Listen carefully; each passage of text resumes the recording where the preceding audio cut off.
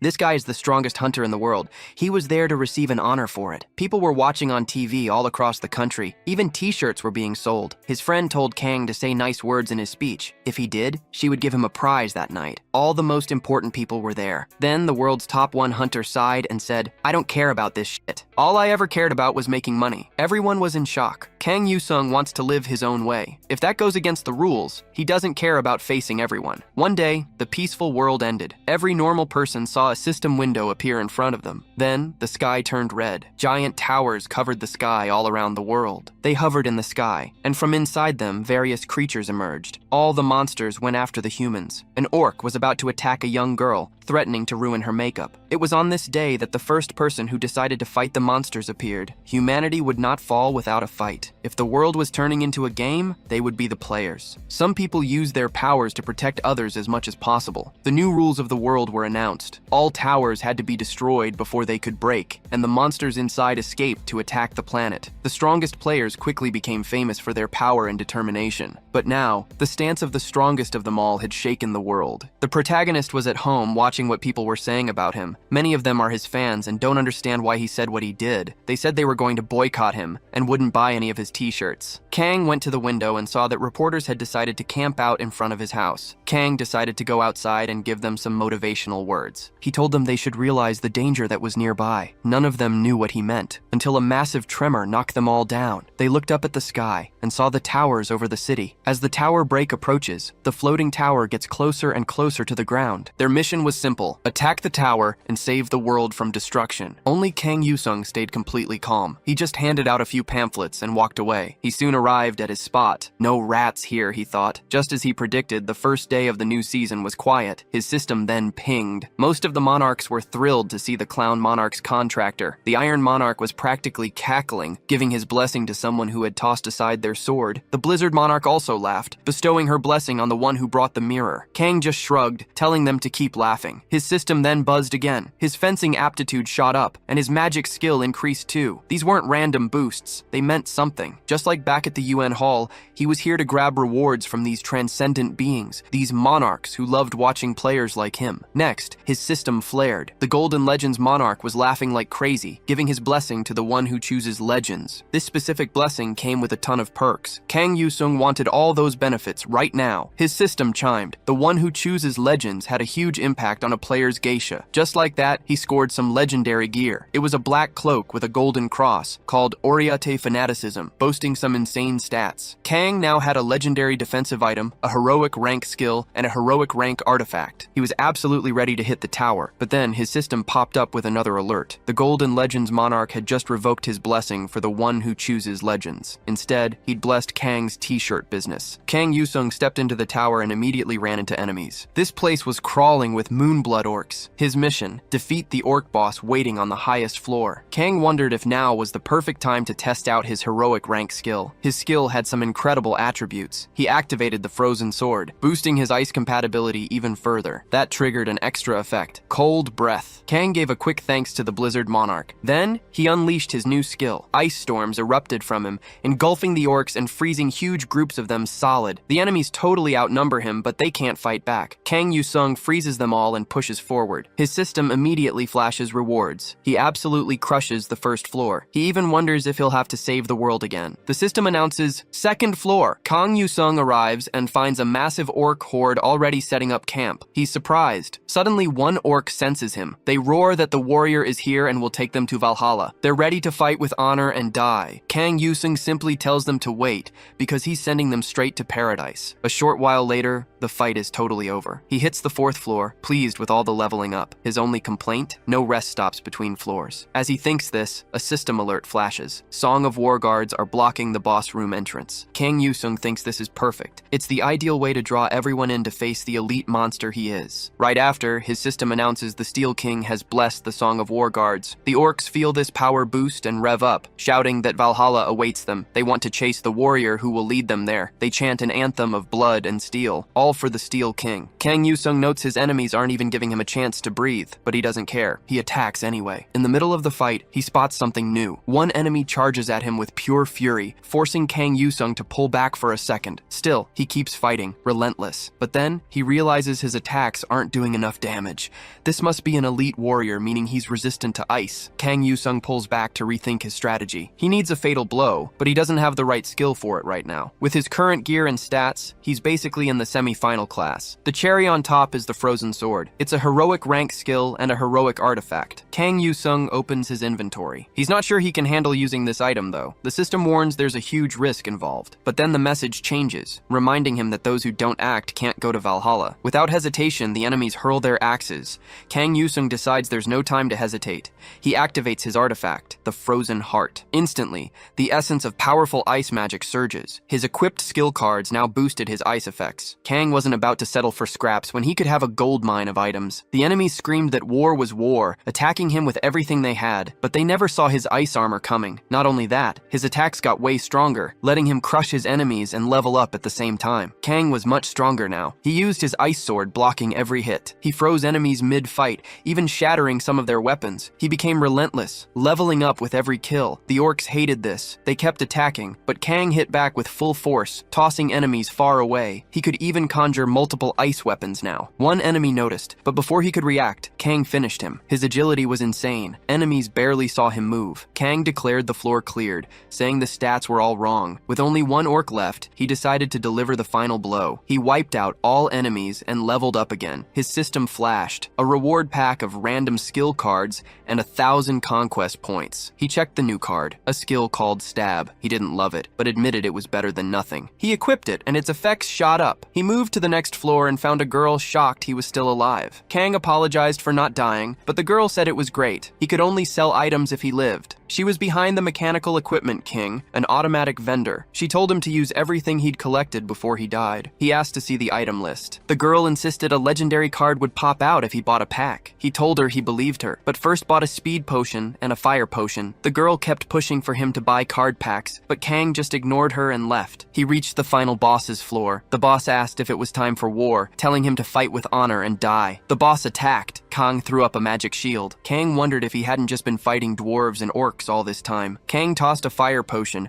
engulfing the enemy in flames, but it wasn't enough. The boss escaped through the fire, but Kang declared it wasn't over. With icy slashes from his blade, he attacked, piercing the boss's body and killing him with one hit. Kang boasts that his blessing makes even a basic skill super strong, but then he notices it's not over. The enemy stands up again and his system blares. Berserk ability activated. Kang just scoffs, saying the game is too easy, not fun at all. The final boss returns, promising to end Kang, which only makes Kang even more annoyed by this persistent enemy. Kang knows that Shockwave alone could be lethal if it connects, but that's a big if. The enemy attacks, but Kang dodges it with incredible agility. The boss relentlessly tries to hit him, but Kang effortlessly evades every single strike. Meanwhile, Kang was secretly counting the seconds. As soon as his mental timer hit 0, he announced, "It's time!" He chugs another potion he bought earlier and utterly demolishes the boss. His system instantly congratulates him on his victory, awarding him a package of cards and recognizing him as the first to defeat that tower. Kang admits it's almost scary how smoothly things are going. He opens his reward, already guessing it's not the greatest haul. Still, he checks. The first card, super common, exactly what he expected. He immediately dismisses it as complete junk. After a bit, Kang moves on to the Tower of the Demon-Worshipping Imps. The enemies immediately notice him and group up, ready to attack. Kang calmly waits for all of them to get close, then hits them with a huge ice attack, freezing as many as possible. He's having a great time, mostly just trying to level up his skills. He easily clears this wave of enemies, and then a new one begins. This time, even more imps appear, but Kang finds it completely insignificant. Kang tells the enemies he'll get through all of them without any difficulty, and he makes good on his word. His powerful ice skills easily defeat every single foe. Not only that, but his ice skills are leveling up fast. Then, out of nowhere, his system blares. Tower boss appeared. The heretic imp boss boasts he'll honor the Demon King by spilling Kang's blood. The imp leader orders his faithful followers to rush Kang, but they are all instantly defeated. Kang's ice magic is simply way stronger than anything they can throw at him. Kang's system confirms that the tower boss now has the icy status effect. Kang says this enemy showed up at the perfect time for him to test something. His system reveals a bonus. The Glacial Synergy Reinforcement effect has increased both the number and types of additional ice weapons he can create. This means Kang can now create even more chilling weapons than before. He decides to test this out right away, conjuring a whole volley of ice spears and launching them at the remaining enemies. The imps were already in trouble, but now they are just helpless, frozen punching bags. Kang shows no mercy. He completely clears the tower,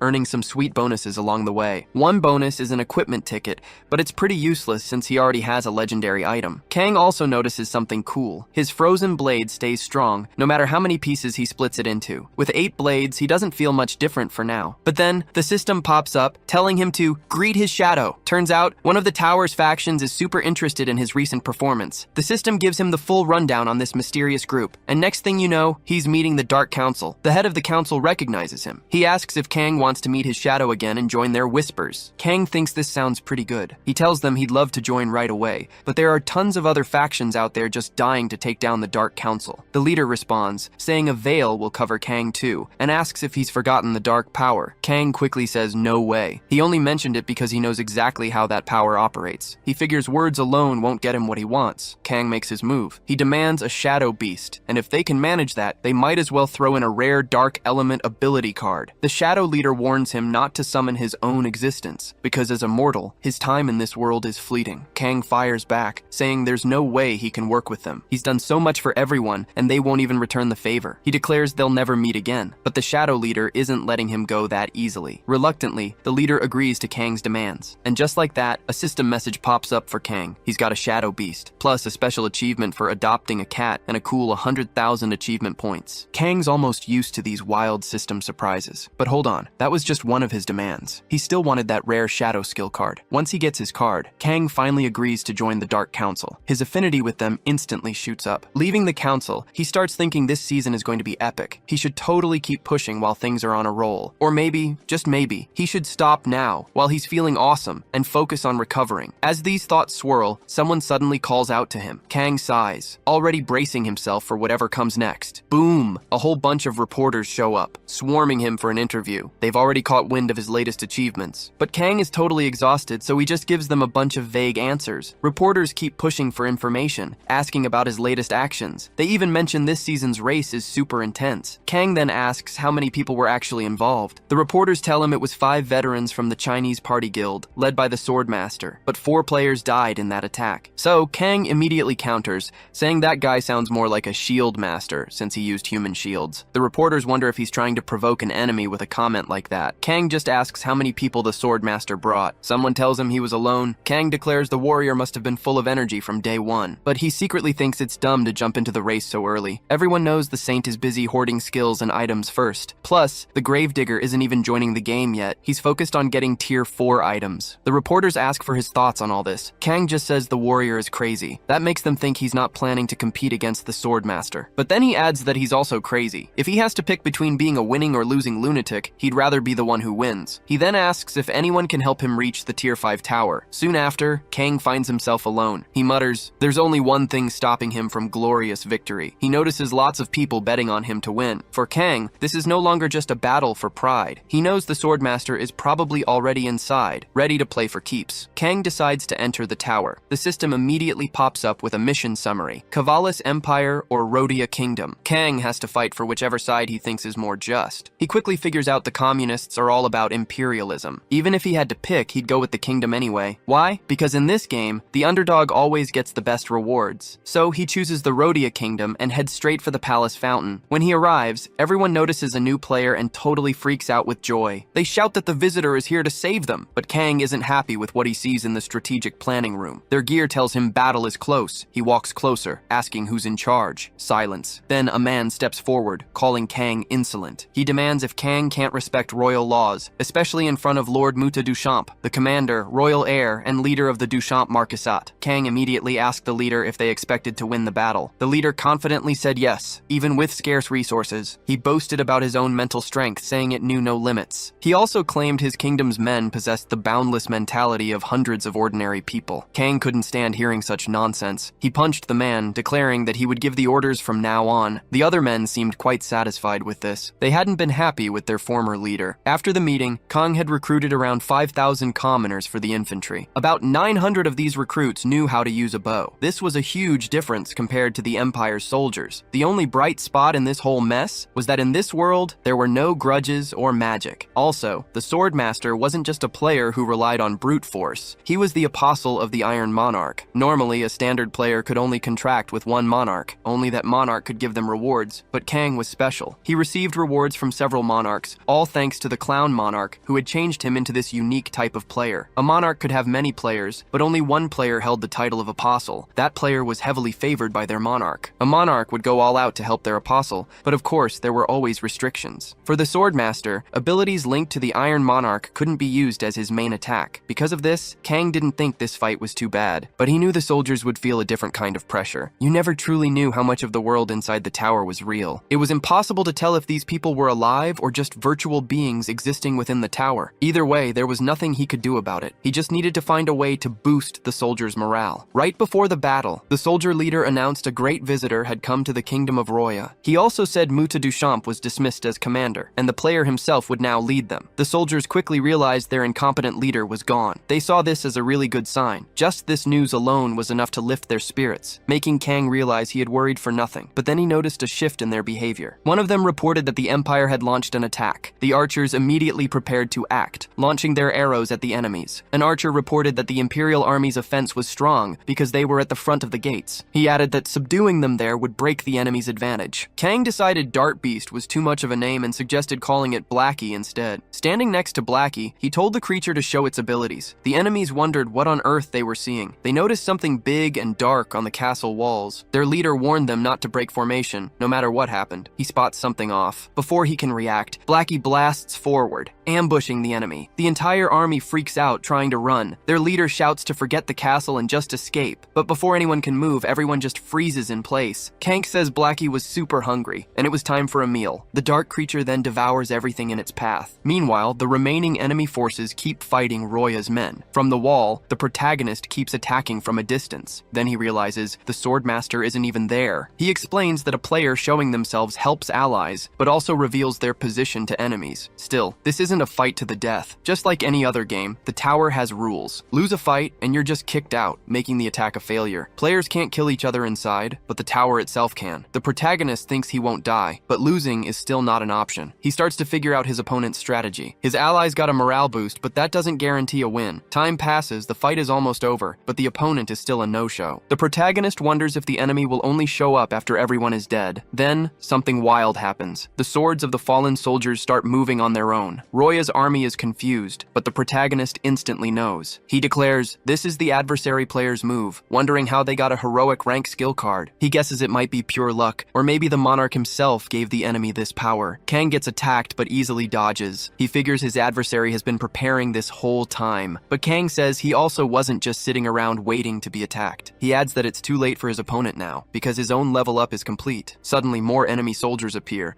and the protagonist realizes they're all targeting him. The battlefield has truly become a game, but he declares this won't be enough to beat him. He also points out that the more swords there are, the less precise their manipulation becomes. Kang summons a magic shield, protecting him from the incoming blades. He warns that if the enemy wants to win, they'll need to try a lot harder than that. Next, he sees something coming straight for him. He quickly realizes his main opponent has finally arrived. His system then blares an alert. The Archangel's shield just reflected the enemy's attack. The reflection creates a blinding burst of light for the enemy, and the shield shatters. Kang, the protagonist, asks sarcastically if his opponent really thought he could take over the fortress with just sword manipulation. The adversary has no idea how to respond. He just asks Kang what he thinks winning in this tower actually means. The adversary declares that even if the fortress falls and everyone in the kingdom dies, the Empire can't truly win unless he defeats Kang. Kang points out that his opponent knew this all along, but still chose this path. So Kang asks him if he honestly believes he can win. His opponent firmly agrees, claiming a player is a hero, and a hero's job is to protect the world. He argues that a bully who ignores this duty isn't fit to be the hero king. Kang compliments his opponent's passionate words. Then he asks if this means his own guild members aren't part of the world his opponent claims to protect. The adversary is furious. He snarls that Kang won't get a beautiful death. Kang calmly replies he plans to live a lot longer, wondering why his opponent is so angry. Their direct duel begins right then, with Kang attacking with everything he has. Kang declares his opponent's talents are weak and unfinished. The adversary suddenly realizes Kang isn't fighting alone. After witnessing Dodge's Dark Beast, he states that the monarchs are watching. He knows Kang isn't foolish enough to hold back and not fight for victory. Kang says it's not quite what his opponent thinks. He asks why things have to be this way. His adversary snaps back, calling Kang ignoble and accusing him of using words to exploit psychological weaknesses. But Kang quickly realizes his words are being completely ignored. The adversary sees Kang leaving and demands to know what he's doing. Then, a chilling realization hits him. Kang's actions from the very start, his immediate revelation of his presence, unlike the the adversary's own stealth, wasn't meant to inspire his allies. It was to draw out every single enemy. Desperate, the adversary tries to chase Kang, frantic to stop whatever he's planning. Meanwhile, in the Imperial Army's command room, the officer in charge frantically discusses how to stop the monster they're up against. He becomes enraged, demanding action. His men try to calm him, but it's too late. Kang appears right there. Kang announces that winning a game isn't limited to just one strategy. The soldiers are stunned to see a player standing before them, wondering if their gods have abandoned them. They know their duty is to protect Duke Barmit, but they stand no chance. Kang mows them all down with effortless speed, until a new figure steps forward. The rival player watches as Kang effortlessly takes down the Imperial soldiers. He absolutely hates what he's seeing. Kang remarks that his opponent should have stripped the officers and hidden them among the regular soldiers. He tells his adversary that all he needs to do is halt the Empire's push. Surely, his opponent already knew that. Kang's rival absolutely loses it. Meanwhile, Kang's system pops up. It tells him the palace siege is done. All the main leaders are dead, and the rest of the enemy army fled. His rival still wants revenge, though, but Kang just cares about his mission reward. His system flashes his options. Kang mockingly thanks his opponent for the opportunity. He totally scoffs at the guy, even when his rival swears vengeance. Kang just wants his prize. He picks sword manipulation, which grants him steel synergy. This power boosts all metal attribute cards and skills. His enemy yells that it's not over. Kang couldn't care less. Kang just logs out, leaving his rival to rant to himself. Back in the real world, Kang doesn't look so happy. A monarch asks him through his system if he wants to be a hero. Kang realizes he always dreams this at this time. He always makes the same choice. The monarch warns him he'll be a hero among heroes, but no one will ever understand him for the rest of his life. He'll also become a total joke and laughingstock. The monarch says he'll never find anything so tragic and comedic anywhere else. Kang knows this dream has repeated countless times. This monarch, known as Clown, made a deal with Kang. Since then, his life has gone exactly as predicted. The next day, Kang wakes up to his phone ringing. He checks his phone and sees he missed 4 calls. Plus, someone is already banging on his door. Kang had been wondering why his dream felt so real. Now he's wondering about all this noise so early. He opens the door and sees the general manager. Kang asks what a big shot like him is doing here. This is Park Tasek, or Master Park. He tells Kang he got too cocky just because he was a bit tough on him. Park is a top 30 player who made a deal with the Monarch of Assassins. Everyone knows him as Deadly Blade. He's also the general manager of the National Intelligence Agency, taking direct orders from the Blue House. Kang sees him up close. He says the manager looks tired and asks if he also had to run around on the first day. Park tells him he has no time for that. Park explains that since the season's first day, warmongers worldwide are putting players on the front lines. They're creating a wave of destruction. He also asks Kang why he didn't answer his phone since the sun's been up for a while. Kang simply replies he was sleeping. Park quickly pointed out how messy Kang's life was. Ironically, Park then tripped over some trash and fell. He got angry and told Kang to clean up his act instead of just selling King Hero t-shirts. Kang felt a little embarrassed. Park joked that with Kang's lifestyle, he seemed more like a son of darkness. Park also wondered why Kang still ate at the same local restaurant 3 times a day, especially since he'd made good money. Kang simply said he liked the food there. Park said that made him want to try the food someday. Kang then started thinking about his history with the manager, a story that went way back, even before the world changed into a game. Kang was already a well-known player by age 15. The local internet cafe where Kang spent all his time saw all his amazing skills. The manager there, Park Tashik, thought Kang was incredible. He even told Kang to go pro. Kang was just playing for fun back then, but the manager convinced his parents. He offered to guide Kang and help him develop his talent. Then, when Kang turned 18, he was ready for his official debut. But before that could happen, the first season hit, the end of peace. And with it came the very first tower break they had to face. Kang, just like everyone else, was terrified. He saw the horrors firsthand and nearly died that day from one of the creatures. But luckily, someone was there for him. Manager Park showed up and fought for Kang. He defeated the creature, giving them a chance to escape together. But for Kang, the loss was huge. That very same day, he lost his parents. Alone in the world, Kang felt completely lost. Manager Park became his only hero. That's how their deep friendship started, and it lasts to this day. Back in the present, Kang asked what Park wanted at his house. Park told him he was there because of the association. Kang then asked if the association still wanted him for something. The KAC, or Korean Players Association, is the only guild in the entire nation. It's an absolute power that manages all players. Park asked Kang if he knew about the Players Academy the association built last season. Kang then asked if Park meant the slave factory. Park confirmed it. He said the first graduation exam is happening in about a week,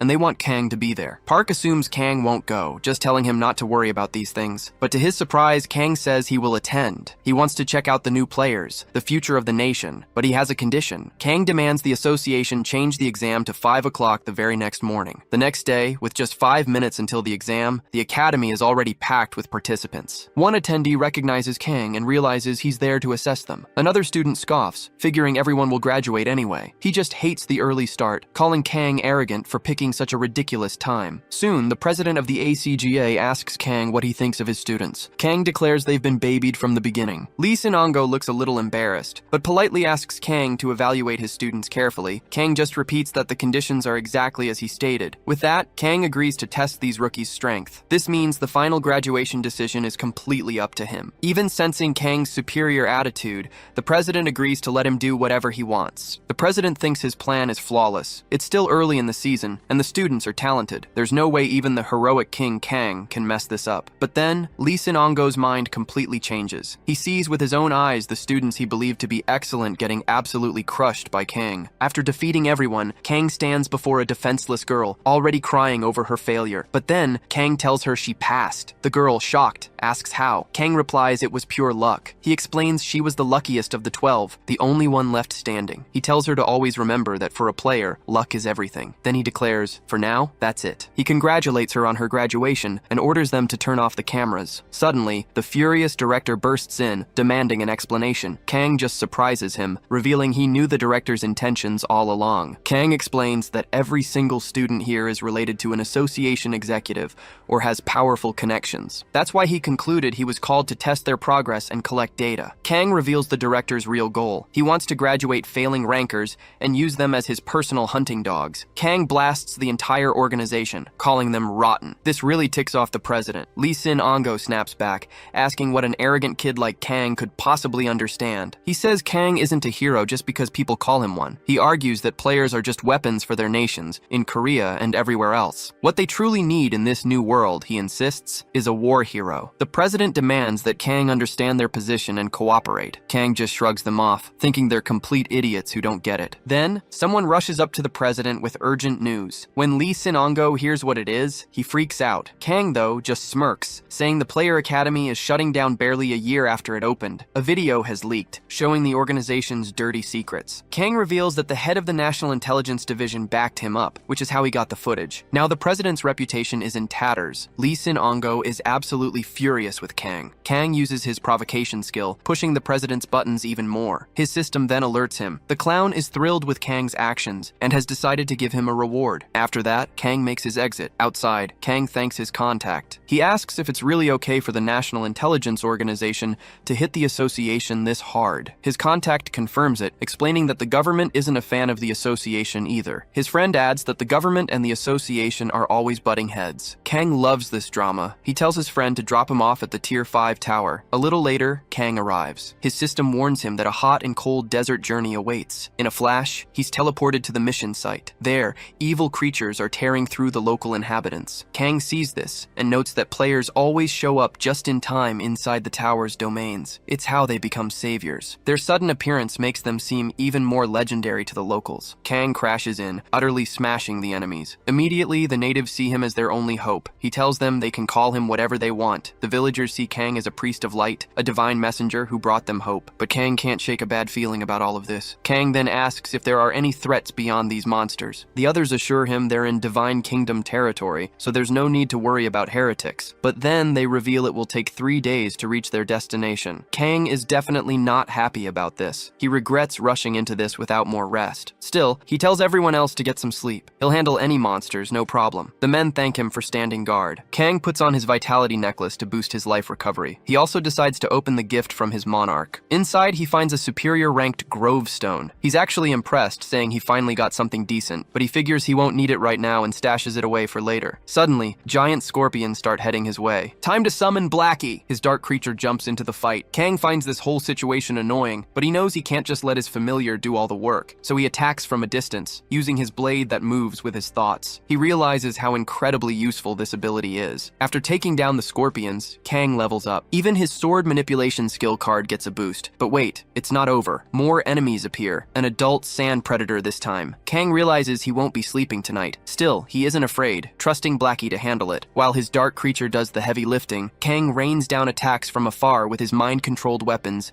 piercing the giant worm from every angle. Kang barely moves a muscle. His weapons do all the work for him. He finishes off the predator with ease using his ice abilities. This levels up his ice traits as well. As dawn dawn breaks, they finally begin their journey to the destination. Kang spots a fleet of knights and wonders if they're allies. One of the men explained that these were brave warriors serving the light god. Kang immediately asked why they hadn't helped out last night. His ally quickly explained that these knights prioritized protecting their goods. They guarded that wagon with their lives no matter what. Kang then asked about the knights' faction. His ally said they were the honored knights of the Order of the Bloody Cross. Kang shot back sarcastically, wondering if they had a golden calf or something super important hidden in that carriage. The knight leader told Kang to forget the carriage. He should focus only on his assigned task. Kang instantly realized these were knights using aura heart skills. They even managed to get the light's apostle involved. This just made Kang even more curious about what was inside that carriage. He tried to imagine what could be so incredibly valuable. One of his allies looked pretty embarrassed by Kang's bold attitude, but Kang suddenly yanked him close. He'd spotted an incoming arrow. Kang then shouted for everyone to get down unless they wanted to die. Arrows started raining down as they all scrambled for cover. One ally screamed about being attacked by heretics. He couldn't believe they dared enter Divine Kingdom territory. The enemies kept pushing forward. Kang watched, wondering how the knights planned to react. The knight leader yelled at his men not to let their goods fall into enemy hands no matter what. He ordered them to activate their aura shields. Kang instantly realized these knights didn't care about their own companions. All they wanted was to protect that so-called golden calf. Just then, a system alert popped up for Kang. Protect the caravan and transport the items safely. Kang got ready to fight, launching attacks from a distance. One of the heretics scoffed, saying the attacks couldn't reach them. But then he noticed Kang wasn't even aiming at him. Suddenly, an attack burst from the ground,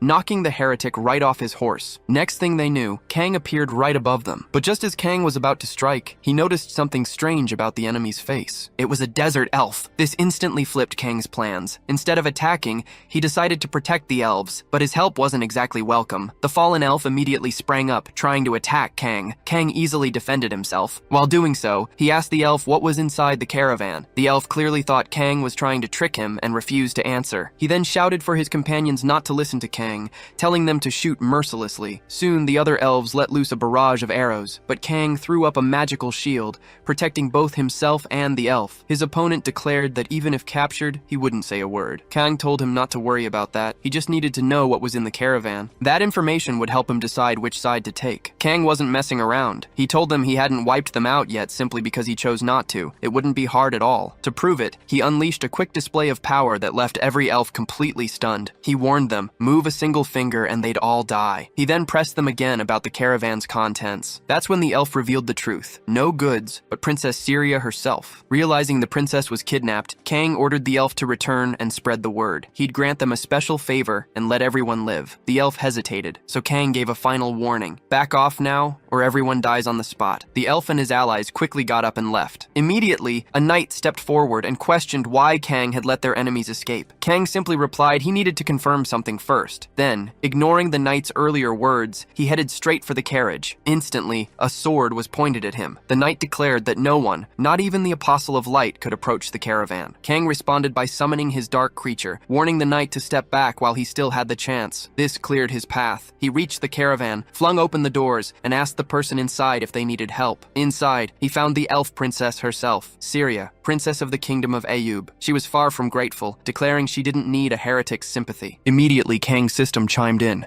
It warned him about neglecting his duty, signaling that the Monarch of Light was watching his every move. Kang simply stated he had no other choice. He outright defied the system and shattered the chains holding the princess. This bold move earned him a hidden feat and a massive 300,000 conquest points, but there was a catch. The tower's objective instantly updated and the mission difficulty skyrocketed. Kang declared the game was over, adding that freedom felt incredible. His system, however, shot back, vowing he would pay for challenging the light. It warned him that one of the tower's own forces had now turned against him. Suddenly, sentinels of light materialized in the sky, ready to do the Monarch of Light's bidding. On the ground, the Knight Leader declared that the Apostle of Light had been corrupted. He didn't care if Kang was a visitor. He was now a heretic who had defied the light. Kang scoffed, saying the knights were only acting tough because they had backup. He reassured the princess not to worry, because he had backup too. His system instantly confirmed it, announcing he had gained the support of the Monarch of Shadows for his choice. Now the lights would fade and darkness would spread. And wait, there's more. The Dark Council drops a buff, Curtain of Absolute Darkness. This thing messes with all the knights' vision. Everything's distorted by this dark curtain that's covered the whole area. Kang knew taking this side would bring even better rewards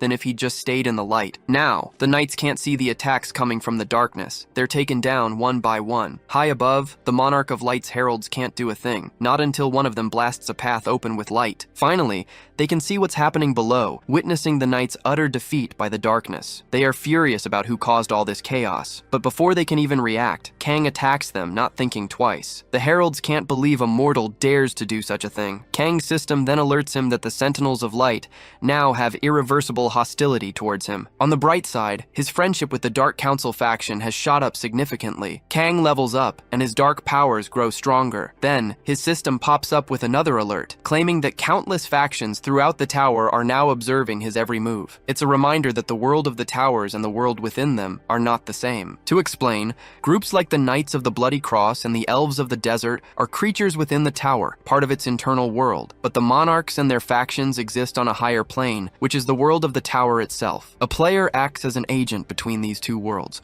almost like a monarch's forces directly interfering. Yet players are not mere puppets following the monarch's commands. Players who understand things beyond just the game text can make truly imaginative decisions within the tower, just like Kang, who predicted a better reward by joining the Dark Council and going against the light. If you have an idea, you can't hesitate to execute it. Even the monarchs themselves are bound by rules and restrictions. So, no matter how much the Light Sentinels detest Kang for defying their monarch, they can't change things. This is a Tier 5 tower, so no angel above rank 8 can descend from the heavens. These are the tower's rules, which is why only the heralds present are attacking Kang. But with all the darkness, the heralds' vision isn't clear. Their attacks actually hit their own allied knights. Kang figures they don't care about their allies, seeing as the followers of light weren't all that different anyway. To Kang, this end for them just makes sense. Then Kang announces that his vision suddenly became crystal clear. Kang thinks the buff's powers are incredible, but the enemy is still quite strong. He realizes he needs to do something fast before it's too late. So, Kang quickly goes to the princess and pulls her out of the war zone. Next, he calls Blackie and gives her the gift he received earlier, telling her to help protect the princess. He then uses the higher rank growth stone on Blackie, further boosting the dark creature's power. The princess sees an attack coming and warns Kang, but Kang doesn't need to do a thing. Without the princess even realizing it, the dark creature already protected her. It absorbs the incoming sky attacks and reflects them right back. Kang thinks this is great. His strategy worked perfectly. The enemies, on the other hand, just scoff, claiming it's futile and that these blades can't possibly hit them. Kang just shrugs them off and charges ahead. The Light Heralds get ready for another round. One even dives in for a close quarters fight with Kang. Kang tries a sneak attack from behind, but his enemy is too quick, dodging just in time. This forces Kang to change his strategy. Kang realizes going head-on throws him off balance. He wonders if constantly moving is even helping. After taking a hit, Kang sees this fight is tougher than he thought. He's stumped by how fast they are, even with their debuff. There's no choice but to keep fighting. But then, a moment of distraction and the enemy lands a solid blow. He finds all this flying around super annoying. Kang just wants to finish everyone off at once, so he considers using his secret weapon. One of the heralds shouts that they won't let him. Kang hesitates, unsure what to do, and then he takes a direct hit. He starts bleeding non-stop. If this keeps up, Kang knows it's game over. His weapons start glitching. He can't concentrate anymore. The enemies see their chance to finish him for good. But then, his system pings. The battle-tested adventurer blessing fixes at 100%, a less than 50% chance. His one who cheats death blessing activated, making that last hit completely useless. And just like that, the radiant sword begins its localization. The herald's leader instantly knows something is wrong and orders a full retreat, but Kang just tells them it's too late. He summons a massive swarm of mind-controlled swords and flings them at the enemies, declaring it's time to end this. Every single herald takes a direct hit. That many swords just completely incapacitates them. Some try to escape, but Kang hunts down the stragglers and takes them out with ease. The fight finally ends. Kang levels up, having defeated them all. Even after all that, Kang looks exhausted. All his buffs vanished the moment the fight ended. He scans the area, seeing bodies everywhere. Then his companion appears. After everything, Blackie is safe. And not just Blackie, the princess is safe too. As Kang gets closer, she asks him why he betrayed his own people and went through so much for her. Kang tells her the rewards for doing it were just better. Syria asks if he has no empathy for his people. She also asks if he plans to demand a ransom for saving her life. Kang casually says he has a severe disease that makes him hate humans. He sees the princess is visibly shaken. He then apologizes for not taking her questions seriously. A few days later, they show up on horseback at the border of the elven kingdom of Eob. Syria tells Kang she's incredibly indebted to him, thanking him for all his help. Kang just tells her he only did it because he wanted a reward. So, the princess offered Kang a necklace. His system popped up, confirming he'd received the symbol of trust. It was a special accessory, its rank unknown. Kang didn't know its true value yet, but it felt important, like it would definitely come in handy one day. A little while later, Kang was on a train heading to Busan Station. A friend had called him there with an urgent request. Kang immediately asked if something big had gone down. His friend explained that nothing had happened yet, but it would soon, and Kang needed to be present. The problem was Nadezhda Ivanova. She was an internationally known criminal, part of the black players on the run from the Russian government. She'd snuck into Busan through the port and was now clearing towers with 4 of her subordinates. On top of that, she held the legendary ability card, Absolute Darkness Curtain. As Kang stepped off the train, Park asked if he'd run into any zombies. Kang just shrugged, saying no, he just needed a car to pick him up. Park had just gotten intel on the tower Ivanova's crew entered, so he was sending Kang straight there. Kang quickly realized he was heading into a Tier 5 zombie apocalypse tower. He hadn't expected a normal tower, especially not a Tier 5. His system blared an alert: survive the hungry infected, and Taylela's secret maintenance squad. These enemies were so bizarre, Kang even questioned if zombie was the right word for them. Suddenly, Vlaki sprang forward, even without Kang's command. The shadowy creature seemed drawn to something specific. As Vlaki faced an enemy, his hunger and urges surged. He swiftly maneuvered behind the creature, devoured it whole, and transformed into a giant whale. Kang knew then, eating that growth stone had truly changed his cat. After that impressive meal, Vlaki looked incredibly satisfied. Just then, Nadezhda Ivanova herself appeared. She announced that she'd been waiting for Kang, calling him the hero of heroes. She added that someone like him would never just leave a villain like her alone. Kang immediately told her he knew exactly who Nadezhda Ivanova was, a red mafia associate the Russian government was after, who'd snuck into Busan through the port with her subordinates. Nadezhda then asked if he planned to throw her in jail. Kang replied no, but admitted he had no idea why she seemed so relaxed facing him. Nadezhda internally scoffed, figuring Russian foreign intelligence probably had a pretty low opinion of her. Kang then speculated that her little gang also included Zaslan members, and deduced they planned to corner him and leave him for the zombies. Nadezhda reminded Kang that she worked for Russian intelligence, and asked if he still intended to fight her. Kang declared he wasn't there to become zombie food. He simply stated there was no other way for him to steal her legendary ability. Ivanova then realized she had been right about Kang all along. Ivanova immediately orders her men to attack. They open fire, bullets flying everywhere. But our hero is too fast, dodging every single shot. He tries to go after her, but Natasha somehow slips away. This actually impresses him. Now Kane is completely in the dark, wondering what just happened. Kane realizes Nadezhda vanished into the shadows. Right away, he has to defend himself from her team. There are 3 riflemen and 1 sniper. As he dodges their bullets, he thinks, maybe once but never twice. He knows the Absolute Darkness Curtain debuff affects everyone inside it, so how are they still aiming at him perfectly? Just then, his cat, Blackie, shows up. Kane tells Blackie he needs his help. Blackie agrees to lend a paw. Outside, one of the shooters complains. Kane's ice shield is too strong. They need a new plan. Suddenly, the shooter spots Blackie. Big mistake. That was his last sight ever. Blackie attacks, taking down all the shooters. Someone shouts a warning. Stay out of the cat's shadows. Inside his shield, Kane wonders if they can actually escape. He thinks it doesn't matter if they can see the shadows or not. Suddenly, Nadezhda Ivanova appears. She holds a knife to his throat. She tells him she might let him live, but only if he behaves. Kane retorts that only someone who could kill him would say something like that. Nadezhda warns him not to underestimate her. She points out his massive conquest points from clearing the 5th tier tower. That wasn't a normal score. She assumes he finished the tower on difficult mode. Yet, he then went for an easier challenge, just like last season. Outside, the remaining men are scrambling, trying to escape Blackie's shadowy attacks. It's not going well for them. Kane knows this. He was just waiting for the perfect moment. Then, he asks Nadezhda how she plans to kill him. Nadezhda is stunned. Everything she sees is a lie. She realizes she's been talking to an illusion this whole time. She fell right into his trap. Kane reveals he knew from the start this wasn't the Absolute Darkness Curtain. He knows that ability messes with all senses. This could only be one thing, a legendary illusion ability, letting him manipulate what she sees. The ability is called Oculus. Nadezhda realizes her plan is totally busted, and she's completely stunned. The protagonist doesn't waste a second, jumping on this perfect opening. Kang tells her it takes a real scammer to pull off a trick, but he admits it's not really her fault. He then says Nadezhda is about to be the only one caught by a zombie, but just as he has her cornered, his system pings him with an alert. A player has died. His system adds that Taylela's secret squadron has found survivors, specifically in Zone B16. Nadezhda and her crew spot another squad closing in. They know they need to bolt, but it's too late. They're spotted instantly. An Iron Soldier follows confidential protocols,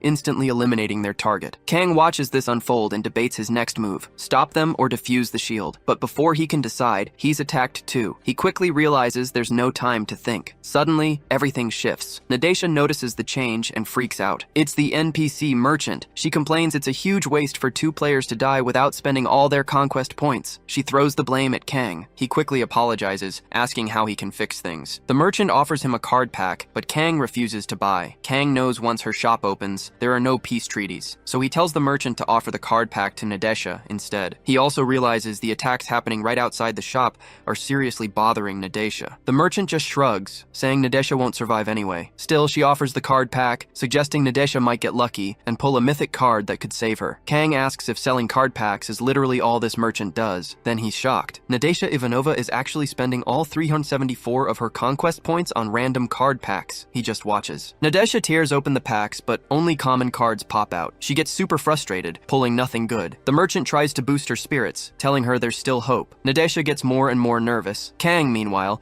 comments that he finds the whole circus burning down quite amusing. After tearing through countless card packs, Nadesha is down to her last one. This pack has to have something good, or it's game over. Ivanova knows a mythological card is a pipe dream. Even a legendary or heroic one would be enough, but no luck. The saleswoman tries to cheer her up, offering a potion. Kang cuts in. He tells the saleswoman it's time to close up. The saleswoman argues that after all the unexpected deaths and sacrifices, it's definitely time for a legendary card. She even guarantees the next pack will have one. Kang's system, meanwhile, goes ballistic. It says even the Hell Monarch is in shock. It declares it can't help. Nadesha Ivanova immediately curses Kang out in Russian, hitting him with every insult she knows. Kang just shrugs it off, calling her curses inefficient. But he agrees to buy one more pack. He pulls a duplicate card. His system instantly asks if he wants to upgrade it by combining skills. Kang thinks this is way better than some useless regular skill. He wonders what he'll get. Nadesha is absolutely fuming. Kang ignores her. The saleswoman announces she's leaving already, but Kang tells her to wait. The saleswoman leaves anyway. Nadesha Ivanova starts swearing at Kang again. Suddenly, iron soldiers appear. They prepare to attack, ready to eliminate all witnesses with their confidential protocols. But before they can even move, Kang eliminates Nadesha Ivanova for good. Then he charges the soldiers. Kang isn't dying here, not like his last enemy. He fights with everything he's got, wiping out several soldiers. Kang attacks with his mind-controlled swords,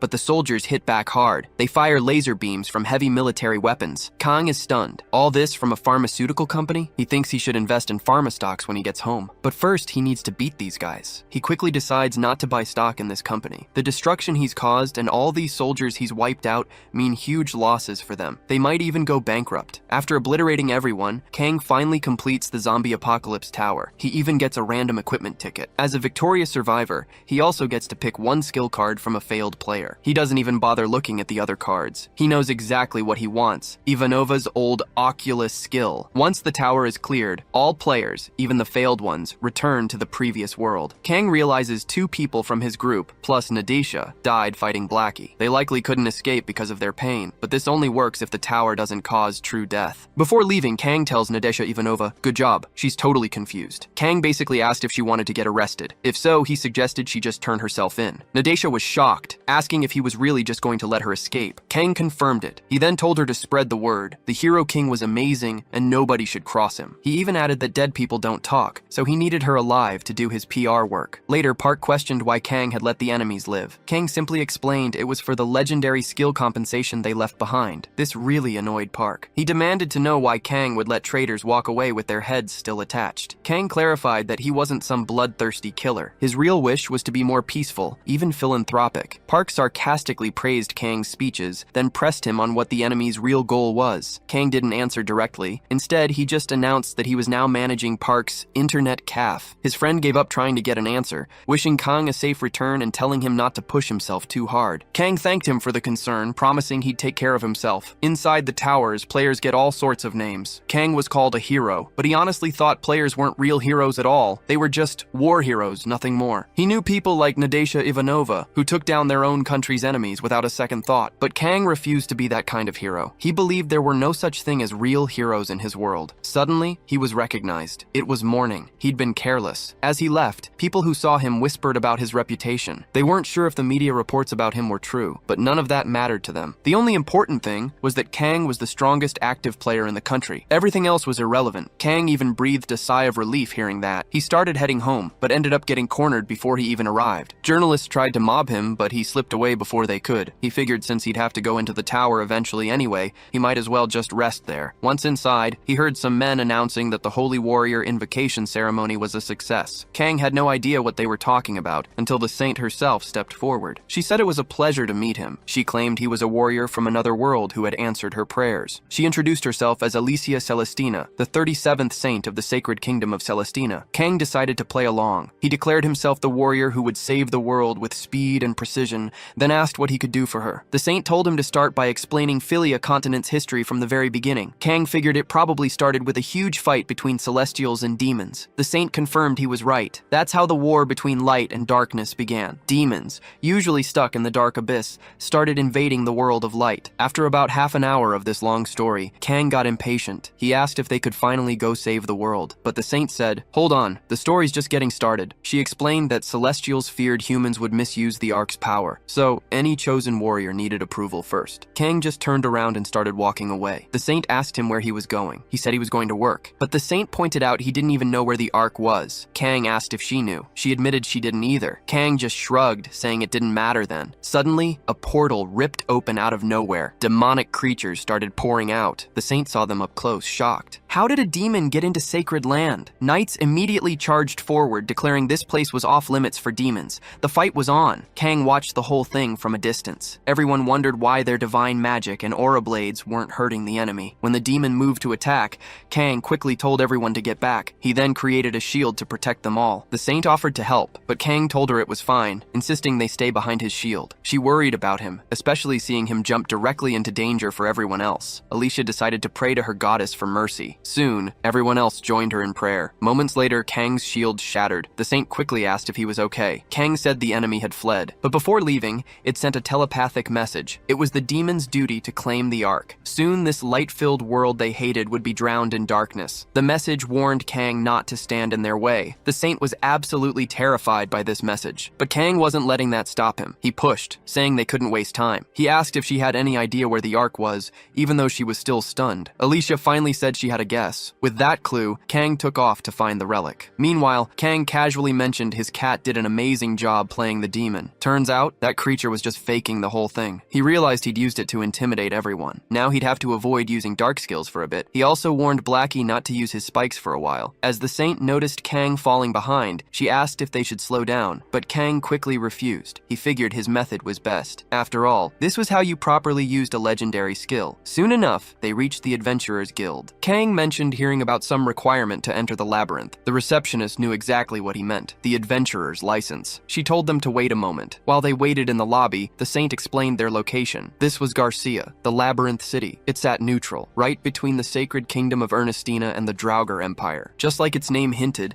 an ancient underground structure formed the city's very core. Kang mused that it would be tough to find a better place to hide the Ark, the celestial being's ancestral weapon. Soon, it was their turn. The receptionist handed over some paperwork for Kang to sign. The saint almost signed it herself, but Kang stopped her. He read the fine print. If you died in the maze, the guild took zero responsibility. Even worse, if they recovered your body or belongings, they became city property. Kang quickly asked if this was non-negotiable for the license. The receptionist explained the guild offered everyone a fair shot at the labyrinth's huge fortune. She added that adventures were risky, and it was entirely an adventurer's choice to take the plunge. Kang sarcastically remarked that the guild clearly understood the value of life. After he signed, the receptionist wished them good luck. A little while later, they finally stepped into the maze. They started on level 1. Kang asked the saint if she was ready, and she confirmed she was. Right away, they met their first enemies, a huge rat and its babies. Kang created an opening, and with a precise hit, the saint struck the rat down. They moved fast, reaching level 5 in no time. Kang credited their speed to the saint's amazing skills, showering her with compliments. But the saint humbly pointed out that other adventurers had occasionally wiped out magic beasts, clearing the path ahead of them. She explained they were in a hurry, so she was grateful for those who helped clear the way. She suggested that if adventurers always cooperated, even demons wouldn't seem so scary. Kang told her not to worry. He promised to bring back the ancient weapons safely. Suddenly, some labyrinth bandits appeared. They told Kang and the saint they couldn't pass without paying a toll. The saint instantly worried, but Kang wasn't fazed. He told them he didn't know the local name for it, but this kind of labyrinth crime or adventurer hunting was common in big labyrinths. The bandit, seeing Kang knew their operation, ordered him to hand over all his gear. The saint was terrified and tried to talk her way out of it. Kang then chimed in, asking the bandits to hear him out. He spun a tale about celestial beings and demons almost destroying the world. He declared himself the warrior sent to stop them, needing an ancient weapon hidden in this very labyrinth. Plus, he wasn't alone. He had the saint from the Holy Realm by his side, so he politely asked for permission to pass. The saint quickly backed him up, emphasizing that it was all for world peace. The bandits just burst out laughing, telling them they wouldn't fall for such silly stories. worries. Alicia Celestina grew uneasy as their plea failed. Kang, however, had seen this coming. He declared that in the labyrinth, everyone had to act like an adventurer, no matter if they were a warrior or a saint. Time for action. With that, he struck without mercy. The bandits tried to fight back, but they stood no chance against Kang. Suddenly, another person appeared, demanding to know how Kang dared to attack her men. She noted he was more skilled than he looked. The saint immediately recognized the woman. It was the guild receptionist from earlier, but she couldn't understand why she was here. Kang then dropped the bomb. The guild and these bandits were working together. They pushed new adventurers into deadly traps, forcing them to put a price on their own lives. Even if adventurers couldn't pay, their bodies still had value. Alicia Celestina was horrified. The receptionist sneered, calling her a knave. She asked the saint why she bothered becoming an adventurer if she couldn't handle how things truly worked in this city, but the receptionist declared it was too late for them and charged forward. Kang quickly defended himself, warning her to watch her step. She attacked from above, completely missing the sharp thorns sprouting from the ground. Kang had used his cat for this. While he kept the enemy busy, Blackie had quietly set the trap. He then told the saint the path was clear and they needed to leave right away. They pushed deeper into the labyrinth. Kang spots a good camping spot and decides they'll settle there for the night, continuing their journey tomorrow. He sees the saint is still shaken. It hits him that she's been like this ever since the bandit attack. He realizes she's just not used to seeing the world without her special saint status. Alicia Celestina then speaks up. She says the world is ending, but people still fight over stupid things. She asks Kang if he's used to seeing this kind of chaos. Kang thinks about the leaders from his old world. He tells her it doesn't matter where you are. Some things about the world just never change. His answer piques the saint's interest. She asks more about his hometown. Kang explains his world faced multiple crises. No one knew how to handle it, so everything devolved into total chaos. He admits he struggled to adjust at first, but after some time, once he cleared his head, he saw everyone was just fending for themselves. The saint then asks if Kang acted the same way. Kang throws the question back at her, asking what she thinks. She pauses, a long, awkward silence filling the air. When she finally speaks, her answer completely shocks Kang. He's genuinely startled, but then he just bursts out laughing. They both fall silent again for a bit. Kang then starts to wonder why it's so quiet. He's sure it's almost time for it to happen. Just then, the saleswoman pops up again, offering him a pack of cards. Kang wants to check the product list first. He's still 2 levels away from his big goal. A few days later, they hit level 100. Now they're facing demons, who are also hunting for the Ark. Kang charges forward while the saint provides backup from behind. This setup lets Kang attack without a hitch. He rips a snake's mouth wide open, top to bottom. Even the snake leader takes a hit. The demons groan about their loss, but Kang simply calls it a good journey. He didn't just level up, he also snagged 10,000 conquest points and a random skill package. Kang grumbles that the demons have terrible timing, only showing up after he finished his test. The saint, however, is ecstatic about their success, but then something catches them both off guard. Right in front of them, an item appears. It's clearly what they've been searching for. Kang walks up to the Ark. He remarks it looks pretty plain for an ancient weapon. His system confirms he's acquired the quest item. Immediately, the maze starts reacting. A portal rips open. The saint tells Kang they need to go through it to escape. Once they're outside, she breathes a sigh of relief. But then someone shows up. This new person claps for the saint and the otherworldly warriors. They say Kang and the saint made the Empire's mission to find the Ark way easier. Mildas Draga shows up, claiming the Ark's power now belongs to him, the Empire's representative. He demands they hand over the item. The saint recognizes him as the Empire's crown prince. Kang quickly points out this prince isn't on their side. Mildas promises to spare their lives if they just hand over the Ark, but the saint argues back, saying he can't do that. The Ark's power is meant to protect the world from demons. Then, the prince drops a bombshell. He already has an Ark fragment. He boasts that once he collects them all, even demons will bow to him. The protagonist, unfazed, simply says the prince just made his job easier by bringing the item he was looking for. Mildas explodes in anger. He orders his men to attack, declaring it's time for the Empire's proud swordsmen to prove their worth and loyalty. His speech hypes up the entire army, and they charge. The protagonist's system pops up with an alert. The scenario is ending soon. It warns that the prince and his royal guards are after the Ark's power. Kang doesn't just stand there. The saint gives him a massive buff, summoning celestial armor that supercharges his defenses, and his attacks totally amplified. With this insane power surge, Kang can fight an entire army head-on no problem. One of the prince's men wisely suggests retreating, saying it's too dangerous to stay, but the prince, full of arrogance, snaps back that it's not time to flee yet. Kang's system blares another warning. The prince is absorbing the Ark's power. The protagonist had predicted this. place. He warns the saint about the danger. As the protagonist takes cover, on the other side, the prince begins a horrific transformation into a giant beast. Some of his own men try to ask if he's okay, but he just roars for everyone to get out of his way. He's now a full-blown demonic beast, even turning on his own soldiers. After that, the protagonist combines his abilities with the saints and summons magical armor. Then, he tosses a potion, unleashing an earthquake and fire. The whole area erupts in chaos, creating a perfect distraction for him to close in on the enemy. Kang sees his chance and starts hitting the giant monster from multiple directions. Nulvis goes absolutely ballistic, roaring that the protagonist can't hide in the fire forever. Nulvis tries to attack, but quickly realizes it's not the protagonist,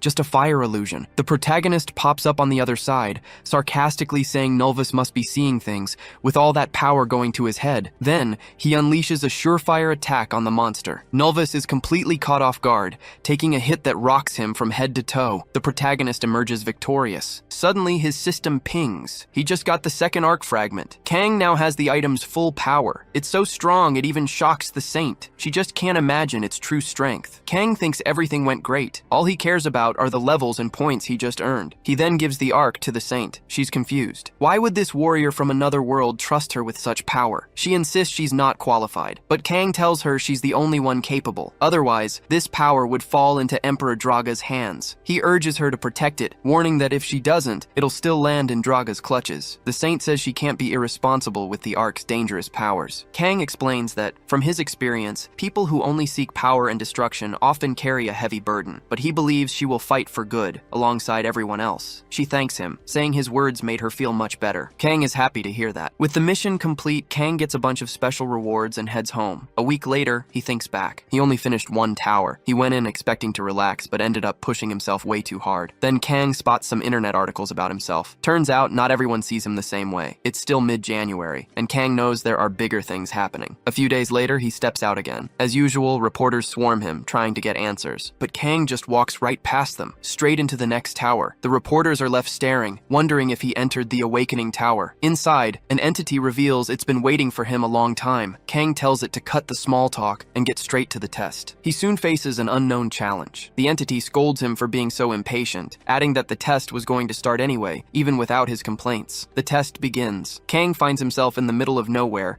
surrounded by circular mirrors. He smashes them and tries to move forward, but then a copy of himself appears, wearing a clown mask. It comments that Kang doesn't even seem surprised to see it. Kang isn't interested in talking. He gets ready to attack, but his opponent is just a shadow, mirroring every single move. So when Kang attacks, the clown copy does the exact same thing, and their powers collide. Kang quickly changes his strategy. He uses his shadow creature, keeping the enemy distracted. The clown copy mirrors everything, and Kang finally realizes this thing is a perfect copy of him. Despite the clown being a perfect copy, Kang doesn't stop his assault. He thinks about how he's fought this same type of enemy every season, and honestly, it's getting old. He finally unleashes his dark magic attacks, determined not to give the enemy any advantage. The clown strikes, but Kang's magic shield protects him. Thanks to his blessing, the one who deceived death, Kang naturally dodges the lethal attack. He immediately takes the chance to retaliate. Kang figures the way to finish this fight is actually pretty simple. He doesn't change his approach. Kang charges at the enemy, aiming to pierce him, but because his moves are perfectly mimicked,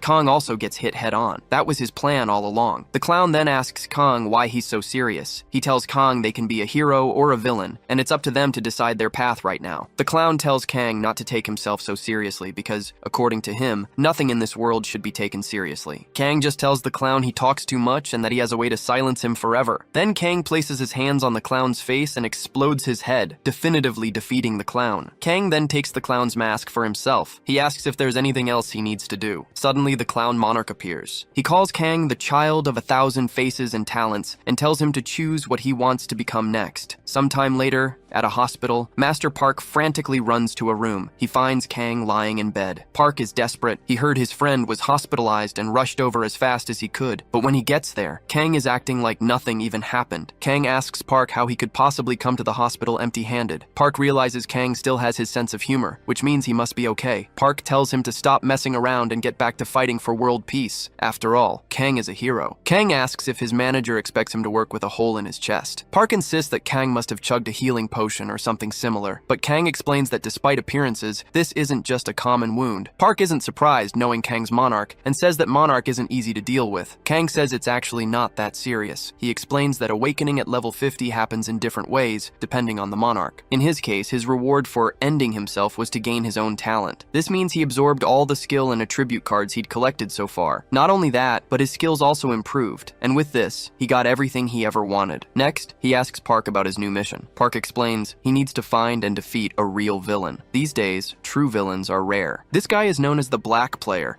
This Black Player is absolutely terrorizing the city. He acts like some twisted maestro, orchestrating total chaos. He calls everyone ignorant, claiming he, the great maestro, will show them the way with his amazing talents. He even sets the city on fire, saying it pleases the Fire Monarch. He insists only the Fire Monarch truly understands his art as always. Soon, the maestro spots the police closing in. He calls them fools for trying to catch him. The police watch him disappear into a tower, leaving them baffled. Later, the protagonist arrives. He sees the city's destruction firsthand. This guy, he thinks, is no ordinary psychopath, so he enters the tower, hot on his trail. Inside, Kang finds an arena. His opponent, the maniac maestro himself. The maestro, however, clearly didn't expect to face Kang. He knows Kang's reputation. The protagonist tells him they're fighting, ready or not. The maniac asks if the protagonist can understand his art. Kang just shuts him down, calling him a crazy magician wannabe. He says he can't understand why the world is full of lunatics like him. The maestro is furious. He hates hearing his art called something mass-produced. He immediately unleashes fiery attacks, trying to burn the protagonist alive. But Kang just scoffs, saying charlatans always get irritated over nothing. This only pushes the maestro's buttons further. Then, Kang spots an attack from above. The pyrotechnic maniac thinks he's got him, that he's defeated Kang. But Kang is too smart for that. He easily escapes, telling his opponent he'll have to try a lot harder to catch him. The enemy launches another attack. This time, it hits. He laughs in Kang's face, claiming Kang helped him create an amazing melody. But just as he's celebrating victory,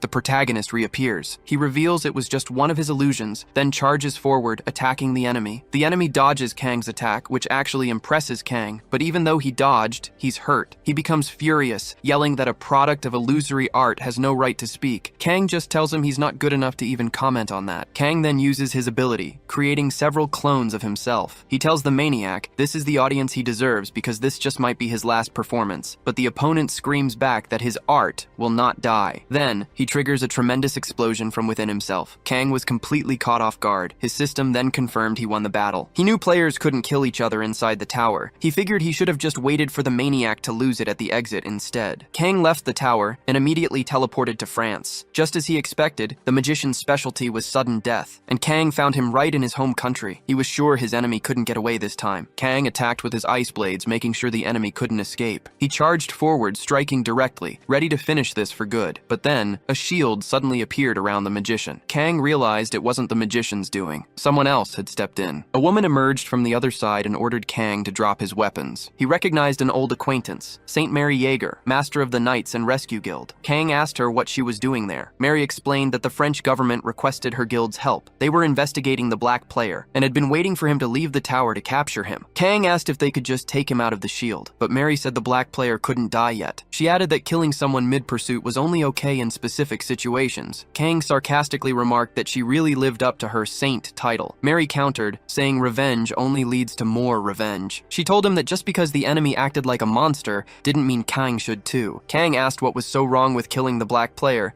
especially after everything he'd done. Mary responded that she was telling him this for his own good. She then asked if Kang understood the global consequences such an act would bring, but as they argued, the ice covering the enemy melted away. The magician seized the chance to create another explosion. He couldn't break through the barrier though, and ended up just blasting himself with fire. Mary repeated that she was trying to protect Kang. She said the criminal was captured now and she'd take over. She advised Kang to go home and rest. Fine, Kang thought. He did as she said, complaining that thanks to her, his trip to France was a complete waste. But before leaving, Kang tried one last move. He unleashed his dark magic, attempting to strike the enemy one more time. However, Mary kept her shield up, protecting the fallen player. She told Kang he was just wasting his time. Kang agreed out loud, but internally he'd expected this. He attacked the enemy yet again. Kang strikes again, and this time he's totally effective. The saint is completely shocked. The hostage she was protecting is gone, leaving only a pool of blood. This really hits a nerve with the saint and her organization. The clown monarch, however, loves every second of it. Kang then asks her if she knows how many people this lunatic has killed. He points out that not just adults but even children have suffered because of him. Kang makes it clear clear this psychopath deserved no mercy. He argues that black players are destroying the world faster than the towers ever could, but the Saint still can't agree with his harsh methods. Kang already knows what she's about to say, that anyone who kills a monster becomes one too, but honestly, he couldn't care less. Then Mary steps closer, looks him right in the eyes, and tells him he's not a monster. Kang is a little surprised by her words, but he hides it well. A moment later, his phone rings. It's Master Park, yelling his head off that Kang didn't warn him he was fighting a serial killer. Kang casually tells him he might go deaf from all the shouting, and that he just did his job. He asks what the problem is. Park quickly explains that Kang shouldn't have executed the target in public. It's seen as excessive force, and now the French government is going to be all over him. Park also tells Kang he's booked a flight for him to get home as soon as possible, but Kang states he still has something to take care of. Park isn't happy, but Kang explains he has a life outside of work and promises to share all the details once he's back home. Then, Kang just hangs up, leaving his friend talking to himself on the other end. Kang is thankful for the help, but he often finds Park a bit too dramatic. Now, alone with Mary, he thanks the Saint, telling her he's indebted to her. He adds that granting her request is the least he can do. Mary tells him she's relieved to hear that. Kang tries to get a bit closer, but she just says she'll see him tomorrow in Paris. Kang then comments that she's really good at setting boundaries. He asks if she has anything else to say. She just replies no, and wishes him a good night. After Kang leaves the room,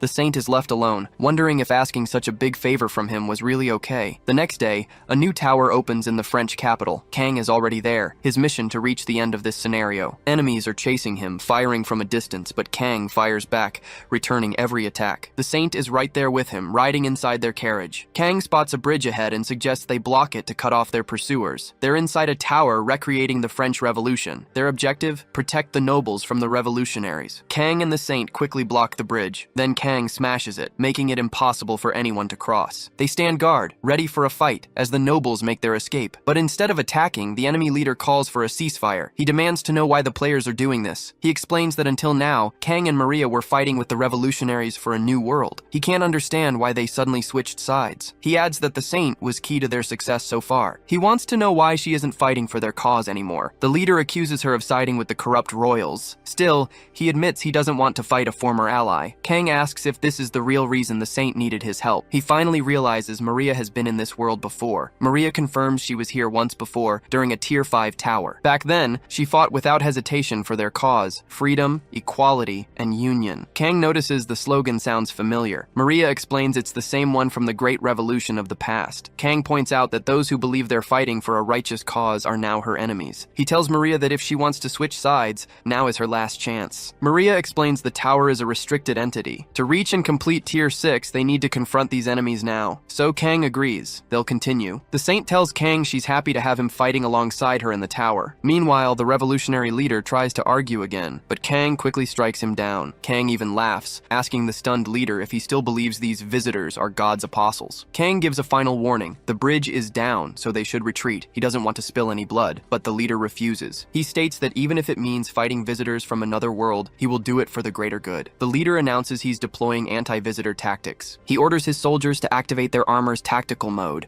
and unleash their magic armor. He shouts for them to fight for freedom and equality. Immediately, the enemies unleash enhanced firearms. Each shot explodes with pure energy. Maria, a Saint, buffs Kang. He gets a massive 1000% boost. His movements and reflexes become lightning fast. Kang is super impressed, thinking this power-up will make the fight way easier. Maria tells Kang to fall back, saying she'll handle things, but Kang isn't having it. He unleashes dark magic, causing a total blackout and stopping her in her tracks. Kang takes charge again, slashing through enemies. He figures a Tier 6 tower army would be tough, but he didn't expect to fight in total darkness, needing to calculate every move. So, he asks Maria to raise her shield. Maria asks Kang to get rid of the darkness. Kang tells her he doesn't want her interfering. He claims he just wants to test out her buffs properly, especially since they'll share the attribute XP anyway. He tells her he has everything he needs to finish off the enemies, all thanks to her buffs, and he doesn't need her help in the fight itself. Maria feels a bit frustrated. Still, she knows they have to keep moving. Kang, riding his giant cat, tells her to head up to Ward 2. They need to reach the king fast because nothing else matters if their city falls. Maria insists he doesn't need to go so far, but Kang says he's perfectly comfortable. He claims if she just keeps buffing him, he can take down every enemy and keep her out of danger. Maria reminds him that wasn't why she called him. Kang just brushes it off, saying it doesn't matter. He's already doing all this for her after all. Meanwhile, elsewhere, a building is burning. Screams echo to kill the revolution's enemies. The leader shouts that these are orders from the Duke of Blood and Iron. All sympathizers of the old system must die. No one gets spared, no matter their gender or age. village. When they arrive, Maria is horrified by the destruction. She wonders why the Revolutionary Army went so extreme. Kang tells her this is what an ideology truly means. He adds that the same fate would have hit the townspeople they left behind. Then, his system alerts him. The Duke's personal bodyguards, the Iron Blood soldiers, are blocking their path. Kang declares that this isn't a revolutionary army fighting for a great cause anymore. They're just criminals. He tells Maria to expect another blackout for a few minutes. Time flies, and they complete the tower. Afterward, Maria faces reporters eager to hear about her raid with the Hero King. She looks a little annoyed. She tells the reporters that for their country's sake, she and Kang are simply professional acquaintances. But Kang, just to mess with her, says they had a busy night in many ways. He asks what else a man and a woman would do in a tower besides dating. Maria blushes like crazy, denying everything. But Kang just keeps teasing, piling on more details to the story. Maria got furious and told Kang to quiet down, all caught on camera. Kang's goal was simple: boost his provocation stat and entertain his eccentric king. Just like that, a system alert popped up announcing his reward, a package of rare cards. Kang felt a bit let down. He expected more, but then his mood soared. He saw another reward, a powerful sixth sense skill. Later, the news had spread everywhere. Kang declared it was too late to claim they were just friends. Maria, despite her embarrassment, couldn't hide a little smile. She was secretly happy. Soon after, they entered a new tower. This one was full of frozen helmet enemies. Kang needed a buff. He humbly apologized to Maria for his earlier teasing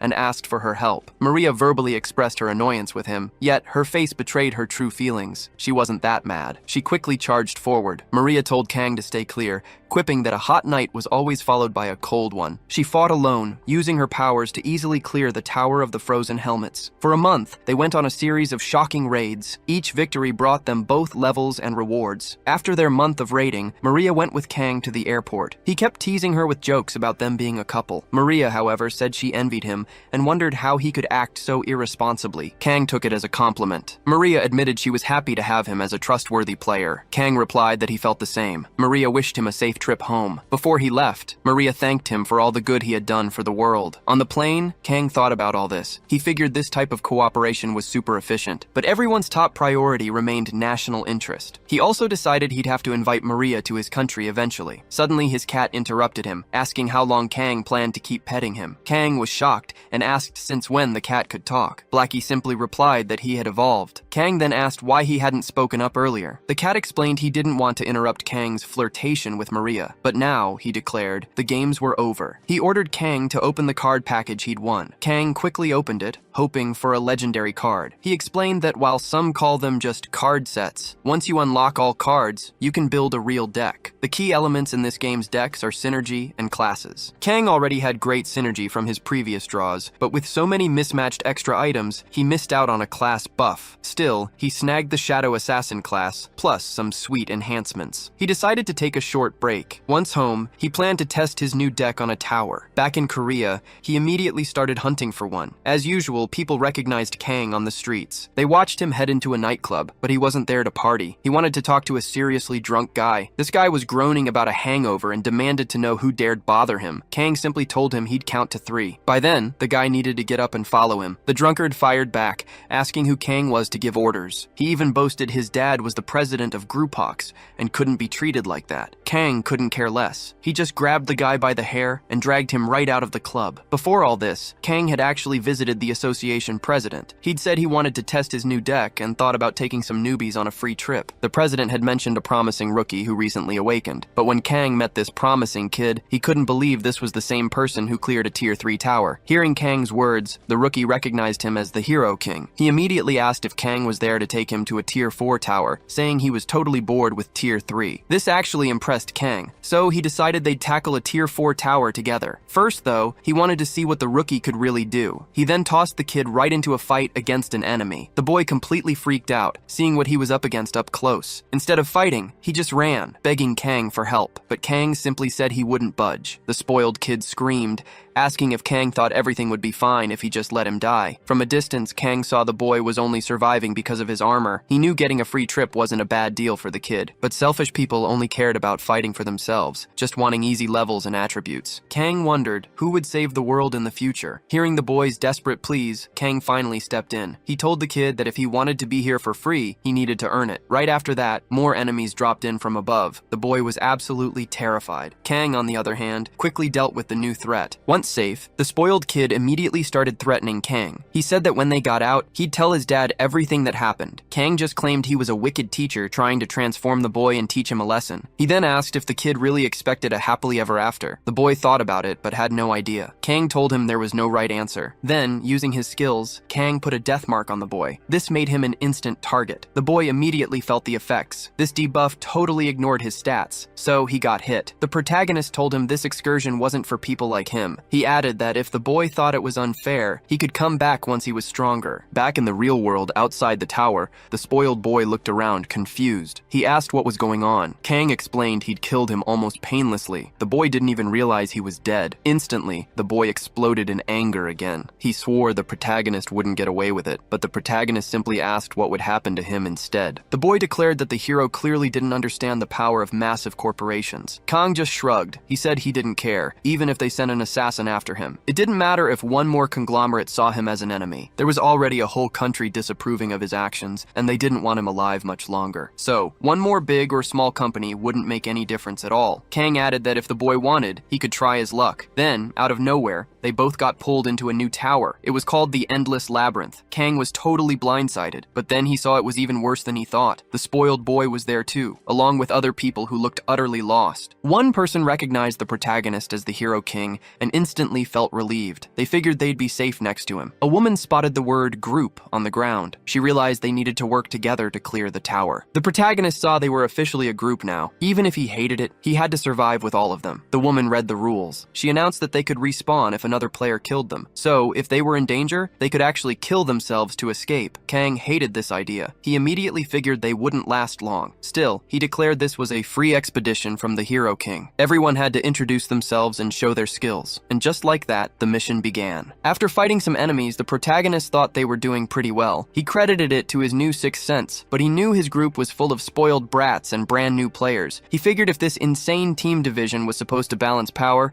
their opponents were probably all veteran, level 40 players. So, it was no shock they looked like easy targets. Then he told everyone to gather up. They had guests arriving. Moments later, the enemies showed up. The battle began right away. The protagonist declared that if most of the team died, the rest would be disqualified. The opposing team was already struggling. The game system was about to eliminate them all, disqualifying them based on the rules. But Kang noticed something important. He quickly took out the enemies before they even reached his tower. Kang knew a harsh truth. If the maze killed a player, they couldn't be revived, even after the trial ended. So, he told them they should be thankful for his kindness in finishing them off himself before the maze got them. Meanwhile, another player watched Kang from a distance and rushed to warn his teammates. But suddenly, Kang appeared out of nowhere, completely startling the player. Super shocked, the player quickly pretended to be a huge fan of the Hero King. Kang just coolly asked if he was there by himself. Soon after, the player bolted, rejoining his group. He reported finding other players, mentioning one was high level and the others were weak. Their leader decided they only needed to take out the weaker players, and the rest would automatically be disqualified. But then the leader asked the player if they were even running in the right direction. The player apologized, smugly saying it was better this way. That's when the others finally realized it was a trap. Before they could react, Kang completely wiped them out. Their entire group failed the raid. Kang wasn't done yet. He tracked down every single opposing group and took them down, clearing the first maze himself. His teammates, who frankly did nothing but get carried, cheered their victory and collected their rewards. But the system chimed in with a warning. They had to decide who got the reward. If they couldn't agree, no one would get anything. They quickly figured out it was a shared group reward, not individual. Kang then stepped up, declaring he did all the heavy lifting and deserved everything. He asked if anyone disagreed. The only one to object was the spoiled kid, who loudly declared he'd take the rewards as compensation for earlier events. This sparked an argument. Another group member immediately claimed he was more deserving, saying he was the only one who actually helped Kang. Just like that, a fight broke out between the two. The spoiled kid and the stingy one prepared to duel for the prize. Kang was clearly not amused. The two remaining teammates tried to calm things down, but Kang, fed up with their nonsense, simply killed both fighters. He told them they should have some common sense. They got free XP and achievement points, so they should just be grateful. Then he stared at the survivors and asked if anyone else wanted to object. The two remaining teammates were absolutely terrified. They stayed silent, and just like that, Kang took all the rewards for himself. Next, he unlocked a mysterious ticket and a random blessing. Kang uses the blessings, and they're pretty awesome. Blackie Egan even compliments his luck. luck. The system asks Kang if he wants to combine skills and make them stronger. He agrees instantly, thinking that more blessings are always better, even if they're not fantastic. Monarch blessings don't reset. They carry over to the next season. That makes them far more valuable than skill cards in the long run. Kang asks if he should head to a fire attribute tower to complement his new blessing. Blackie immediately says he hates fire. He suggests going to a dark, cold place instead. Kang tells him he's quite demanding. Then, the system alerts Kang. The Sacred Tower and Jahel are calling out to him. His unknown rank accessory is exerting its powerful influence. The system asks if Kang will answer the call. Kang realizes his moment of rest is over, but it's not a bad thing, so he accepts the call. He heads straight to the tower. When he arrives, a princess tells him the goddess of shadows heard his prayers, and he has answered her call. Kang immediately recognizes her. It's Princess Syria, the same one he rescued before. He notices she's in a higher position now. She's no longer a princess, but a queen. Syria tells Kang she owes him an indescribable debt. She says he's there as an ally, so her guards shouldn't show any hostility. Kang remembers the last tower ended with her being crowned queen. He asks how he can help this time, wondering why a queen would need his assistance. Syria explains the Holy Land has been taken over by the elven kingdom of Io. After that, the Pope died of heartbreak. The new Pope took over and appealed to human kings to unite their forces and reclaim the territory. Soon, the Third Holy War began between the desert elves and humans. Kang realizes it's a religious conflict.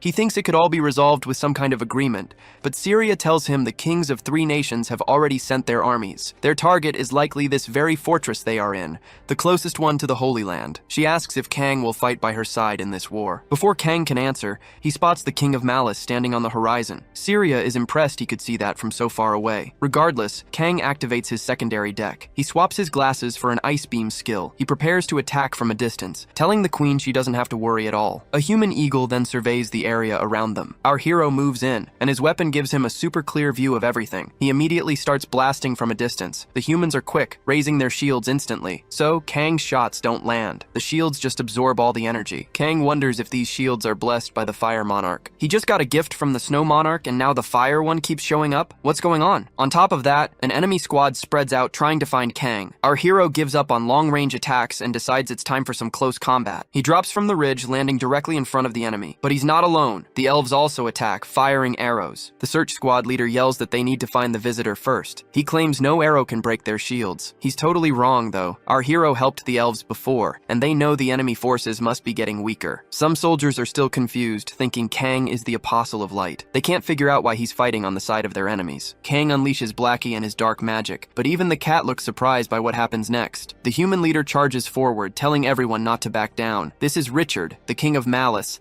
and he tells his men not to turn their backs on their god. Suddenly, the king sees a giant shadow approaching, about to swallow his whole army, but even with that, he doesn't give up. He tells his soldiers to follow God's will. With his sword, he shatters the dark barrier and charges right at the enemies. His strength and determination light up everyone. This totally catches our hero off guard. The enemies surge forward, straight at Kang. They are completely determined to defeat him. Kang sees all this up close, but just as he's about to strike back, attacks come from another direction. The elves appear, and one of them tells our hero to keep his eyes on the target. On their queen's orders, they confront the humans head-on. Kang realizes that the human squad is also full of fanatics. Both sides clash directly. The battle between humans and elves is super intense. Soldiers fall on both sides. However, the humans aren't doing great. The elves move faster than the knights, until the human king appears, and takes down several elves himself. But the human king is after something bigger. Our protagonist, Kang, sees this and decides it's time to even the odds. The epic showdown begins. The king still sees Kang as a traitorous apostle. He demands to know who Kang thinks he's fighting, but Kang just stares him down. He tells the king he's just another enemy, a target for a reward. He even wonders if the king has a dragon heart. Kang then slaps a mark of death on him. Immediately, his system flashes. Exposed weaknesses debuff applied. The king's hit, defense, and dodge stats plunge by 500 points. The king is furious. He roars that he won't fall to an insect like Kang. In a shocking move, he kills his own warhorse. He bathes in its blood, using the dark power to strengthen himself. Kang is stunned. The king just got a massive debuff. How is he still this strong? The king, now powered up, lunges to crush Kang, but Kang is ready. He quickly swaps out Ice Beam for sword manipulation from his secondary deck. The battle kicks into overdrive. Kang unleashes his mental control, making his swords dance with dark power. Bloody souls burst from the ground, swirling and consuming the king's body. Kang figures the bloodshed on the battlefield has supercharged his power. His system confirms the conditions are met, clearly outlining the ability's area of effect. Then, he gives the chilling command, "Rise." Just like like that, dead knights spring back to life, rejoining the fight. The king, however, bursts free from the bloody souls. He shouts that Kang's bizarre tricks won't stop him, but then he stops, utterly shocked. The fallen soldiers are rising. Even the dying are now getting back up to join Kang's side. The king's own knights, once loyal, now turn on him, fighting for Kang. The king is devastated, screaming out to his men, but Kang's system blares a warning. The area of effect is too wide for his current necromancy skill. His power to control the dead flickers and deactivates. Still, Kang manages to defeat the enemy king. Later, as the sun begins to set, Kang brings the king's severed head to the elven queen. Queen Syria thanks him for his service, but she reminds him they've only taken down one of the 3 pagan kings. The jihad, this bloody holy war, has just barely begun. As night falls over the kingdom,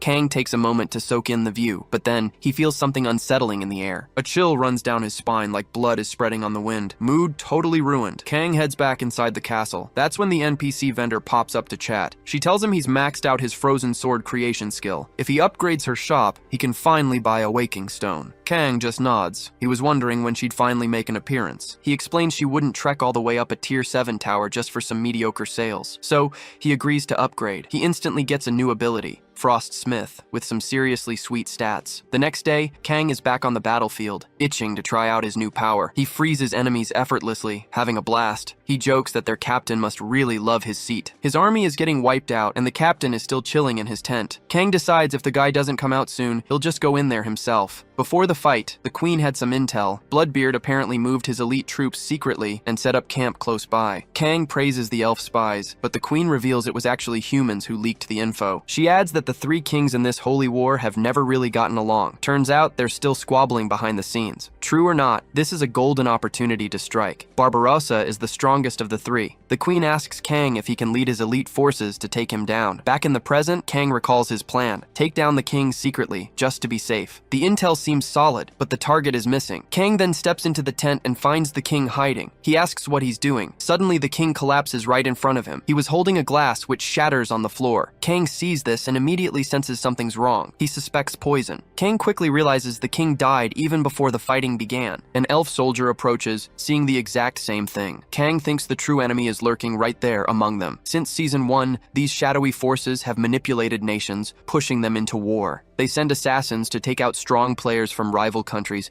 caring only about their own twisted agenda. Kang is furious. He finds this whole situation utterly ridiculous. He heads back to the queen and tells her the king was poisoned by someone from his own ranks. Syria immediately asks if the information leaked to anyone else. Kang thinks the king wanted some kind of insurance policy. The queen can't believe it, not with the holy war so close. But our protagonist says that's exactly the reason. This way, the king gets all the glory and breaks the balance between the 3 nations. It's like killing 2 birds with 1 stone. The queen then realizes they now have to face the supreme king's forces. However, Kang is confident, claiming the remaining army won't return. Those troops were sent to a holy war. Without a king to lead them, they're probably all gathered in the human camp nearby. Someone mentions that pagan assassins attacked Bloodybeard and annihilated his knights. Whispers start that these pagans might even be responsible for the king's death. Meanwhile, Philip II, the supreme king, declares it's happening. Soon the fallen king's troops will follow his orders. After all, both the devout king of Malice and the rich Bloodybeard were defeated by those pagans. One of Philip's men suggests Philip could claim the Holy Land,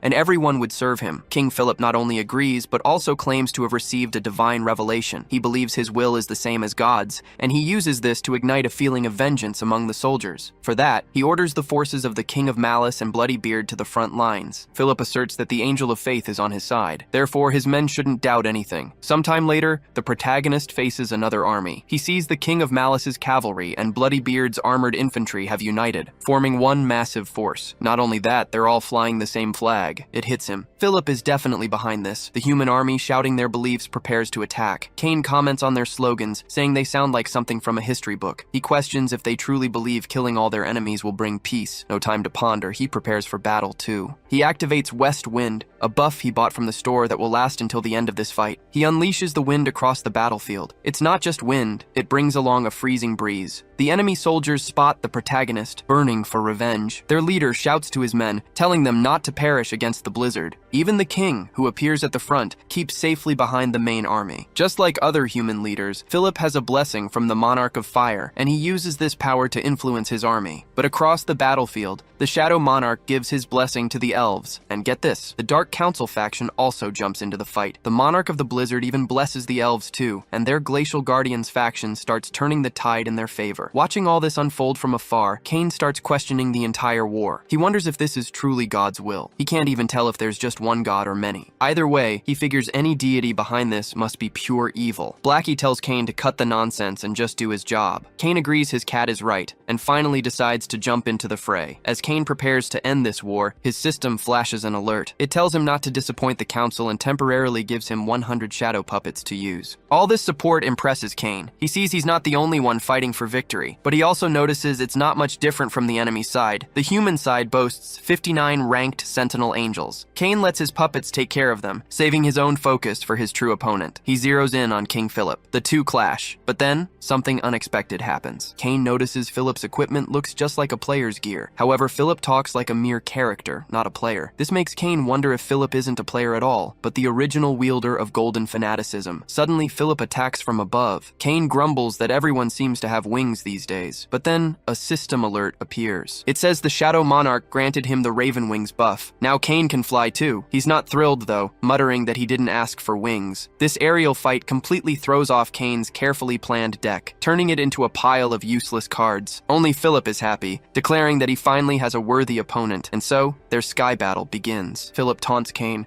saying he seems to be struggling and calling it punishment for betraying God's will. Cain decides to provoke him, asking if poisoning Bloodybeard was also part of God's will. Philip fires back, accusing Cain of resorting to cheap tricks and vowing not to fall for them. Philip goes on about everything he does being God's will. He calls himself a seraphim, claiming his will and God's are totally identical. He lunges at Cain, but only hits an ice clone. Suddenly, Cain pops up behind him. He mutters that wings are a pain, blocking the view, and lands a hit on Philip's back. But Cain's system warns him, this rank 8 seraph has the Supreme King's body. Philip's body then glows, causing a massive explosion that blasts Cain backward. The spot where Cain hit Philip instantly regenerates. Philip rises again, now sporting a halo and even more incredible wings. Cain watches this whole thing, thinking angels are now just stealing bodies. Cain's system pings him. It explains that the Fire Destroyer's faction infused his Sword of Light with infernal flames. Meanwhile, the Glacial Guardians faction empowered his Ice Sword with Cocytus's Chilled Kai. This means Cain now has power equal to Philip's. Suddenly, it starts to rain. Down on the ground, soldiers get soaked, while high above, the two enemies face off. The battle rages intensely for both of them. Cain struggles to keep up while flying.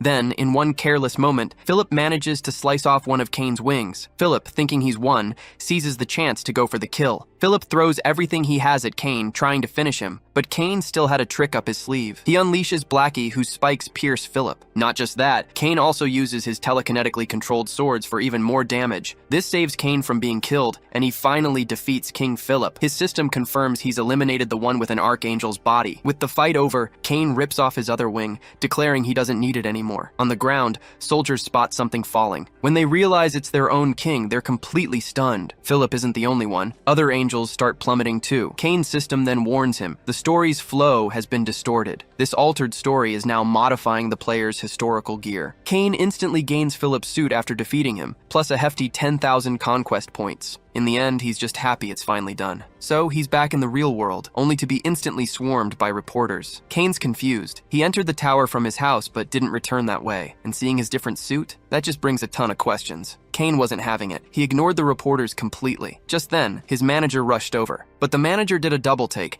Cain looked totally different. So Cain stepped up and decided to address the media himself. Cain told them people loved heroic stories, but they also secretly wanted to hear he was past his peak. He admitted feeling ashamed sometimes, questioning why he even bothered protecting the world. And since they pushed him so hard, he just threw it back at them. Did they really love war that much? His question silenced everyone. Cain then described war. molten iron pouring down as you climbed castle walls, arrows tearing into you, getting sliced open, watching your insides spill out. He pointed out, though, that it was the 21st century now. He wanted to show them what modern war looked like. He talked about missiles raining from the sky, bullets ripping through bodies, fighter jets bombing innocent people. But he added that no matter the era, the sight of guts spilling out was still the same. So he hammered his point home, asking them one more time, did they really like war? The crowd mumbled. People claimed it was impossible to like war, that nobody, winner or loser, could ever truly enjoy it because it was always horrifying. As they spoke, Kane's mind flashed back to the tower. The queen had told him she was satisfied with his revenge, but then she admitted she was scared now. Kane asked what had terrified her. Sirius replied that the war's end, all the blood, all the deaths, it left a truly horrifying picture. It made her question if this was truly what their goddess had wanted. Kane had reached the same conclusion. Back in the present, he declared that no one could possibly like war, but then he pivoted, asking if they liked heroes. The crowd cheered their agreement. Kane then challenged them. How did heroes even become heroes? The only way, he explained, was by facing enemies and fighting well in wars. You couldn't have heroes without battles to fight, right? So, he concluded, deep down, people actually loved wars, even if they'd never admit it. The journalist fired back, calling his statement extreme and wrong. They argued the current situation was just a product of modern times,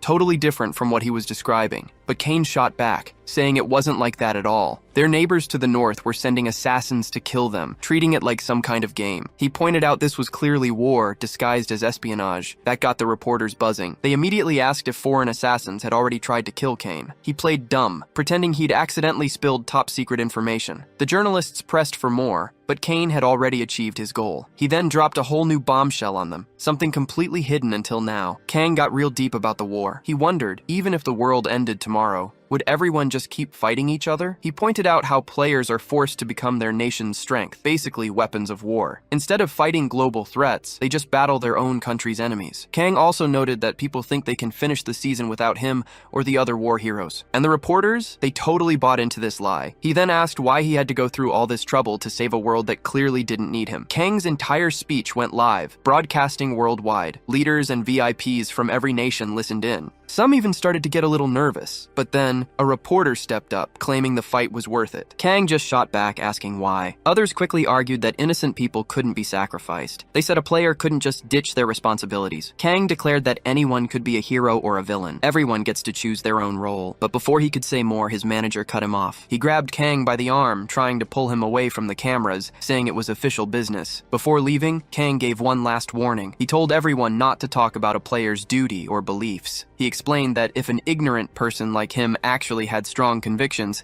he wouldn't take responsibility for the world's current mess, and he made sure to tell them to broadcast that part too. The clown monarch loved Kang's attitude. Meanwhile, Park told Kang he was taking him home. But Kang only cared about his rewards. Kang's system immediately alerted him. He'd received a legendary item, some kind of amulet, and an ability to strip enemies, but he decided to check it later. Later, back home, they saw Kang's speech was already making waves globally. Park just wanted to chill, grab a cold drink, and relax. Park asked why Kang was still listening to the news. Was he scared since he'd caused so much chaos? Kang was just surprised Park wasn't furious. Park explained he couldn't be angry. He could see Kang wasn't doing well. He told Kang nobody knew him better. Kang mentioned he had an acquaintance in France. Park quickly added that Kang was on a totally higher level than her. Kang thanked him, and Park appreciated the recognition. Park then asked Kang about his current class. Park answered, pure blood assassin. He'd recently awakened. He then showed off his new gear, including a legendary weapon, a heart-cutting dagger. Park also mentioned hearing that Kang had corrupted a legendary rank piece of equipment. Kang just shrugged, saying things just happened that way. His friend urged him to take a break, warning he'd seriously hurt himself otherwise. He reminded Kang they had a Tier 7 tower waiting. Park's idea of rest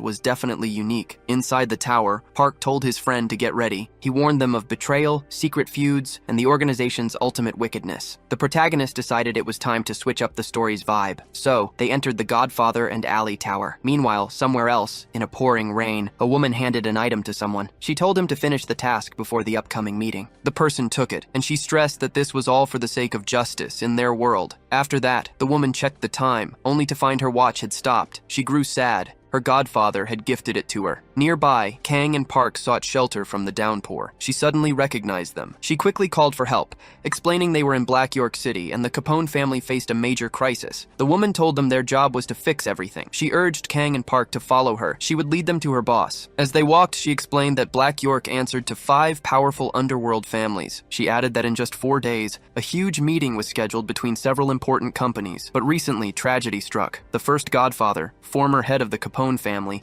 and many of his people were brutally killed. She shared her own story, explaining she grew up an orphan on the streets. She was lucky enough to awaken powers, but they weren't very useful until her godfather adopted her and changed her life. Kang, however, didn't seem too interested in her personal history. Anyway, she continued, during the attack, she only managed to save one person, the godfather's son, who was now the current head of the organization. As they entered the room, the boss greeted them. He proudly announced himself as the leader of the company and the head of the Capone family. Park, with a smirk, immediately called him the little boss. The boy instantly got annoyed. He declared that calling Vito Capone, a great boss and rightful family heir, little boss, was disrespectful. The woman quickly tried to soothe him. She explained these foreigners just didn't understand how to judge character, assuring him his presence as a boss commanded respect. With his ego now puffed up, the boy announced he was short on time and wanted to get straight to business. He then told Rebecca to begin the procedures. Kang, who hadn't spoken a word yet, just watched everything unfold. After a brief discussion, Rebecca summarized their goal. They needed to resurrect the Capone family. At the upcoming meeting with the 5 great families in 4 days, they had to grab massive attention. Plus, they needed to unmask the culprits and the mastermind behind the assassination of the former boss and his executives. Kang cut in, asking who they suspected. Rebecca responded that the most likely suspects were either a leader from one of the other great families or someone once part of their alliance. Their main suspect was Gambino. He was currently weak but seemed itching for a war. The protagonist casually looked over all the files. He then asked if he should just kill everyone involved. Rebecca thinks it's a great idea to just wipe out all their enemies. They'd have to do it eventually anyway, right? But Kang isn't so sure. He thinks the boss wouldn't go for it. Vito kind of agrees, explaining that the Capones have always been powerful, but truly peaked under his father's leadership. Vito has watched Rebecca for 20 years. He tells them her methods are the Capone family's core. There's no need for a new approach. Kang quickly reminds everyone that Vito is the boss, not Rebecca. He's the one calling the shots. Vito admits he knows Rebecca has more experience than him. The protagonist then asks Vito if he also wants to kill their rivals. Vito honestly replies that if their rivals aren't directly responsible,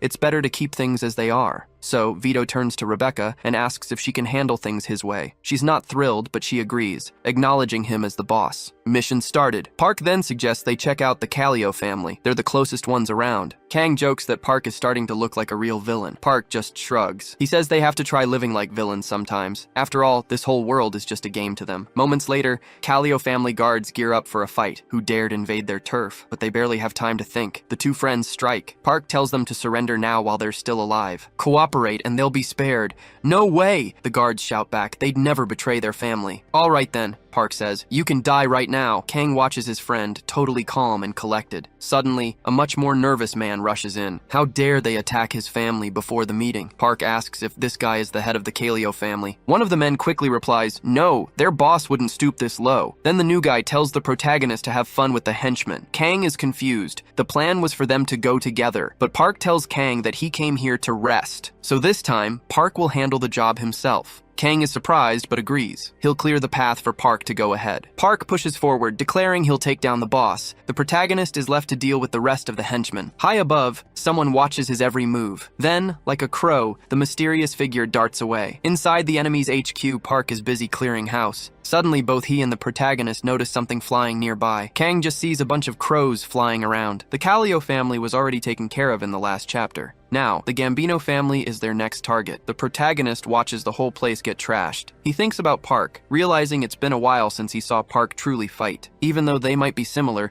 Kang prefers to keep that side of himself hidden from Park. He then pets Blackie and tells him to finish off everyone. Blackie the cat remarks that this is super convenient for Kang, who's just leaving all the tough work to him. Anyway, the pair eventually settles down and heads to a diner. Park needles Kang, calling him lazy. Apparently, ever since they got there, Kang only eats hamburgers, morning, noon, and night. The protagonist defends himself, claiming the burgers are the best he's ever had. He just wants to enjoy them as much as possible before heading back home. Park pushes back, mentioning other food choices, but Kang says he barely ever gets a break and doesn't want to waste it stressing over food. He quickly changes the topic, asking what the Gambino boss told Park. The manager simply says the boss knows nothing. Kang remembers Park asking him to handle this specific task, but the manager shrugs, stating the boss wouldn't do anything helpful at the meeting anyway. And speaking of that, the Gambino family boss is absolutely fuming. He makes call after call, but gets zero answers from either the Sanchez or the Falcons. This really worries him. He starts thinking their alliance might be completely shattered. Gambino is beyond furious, practically spitting fire,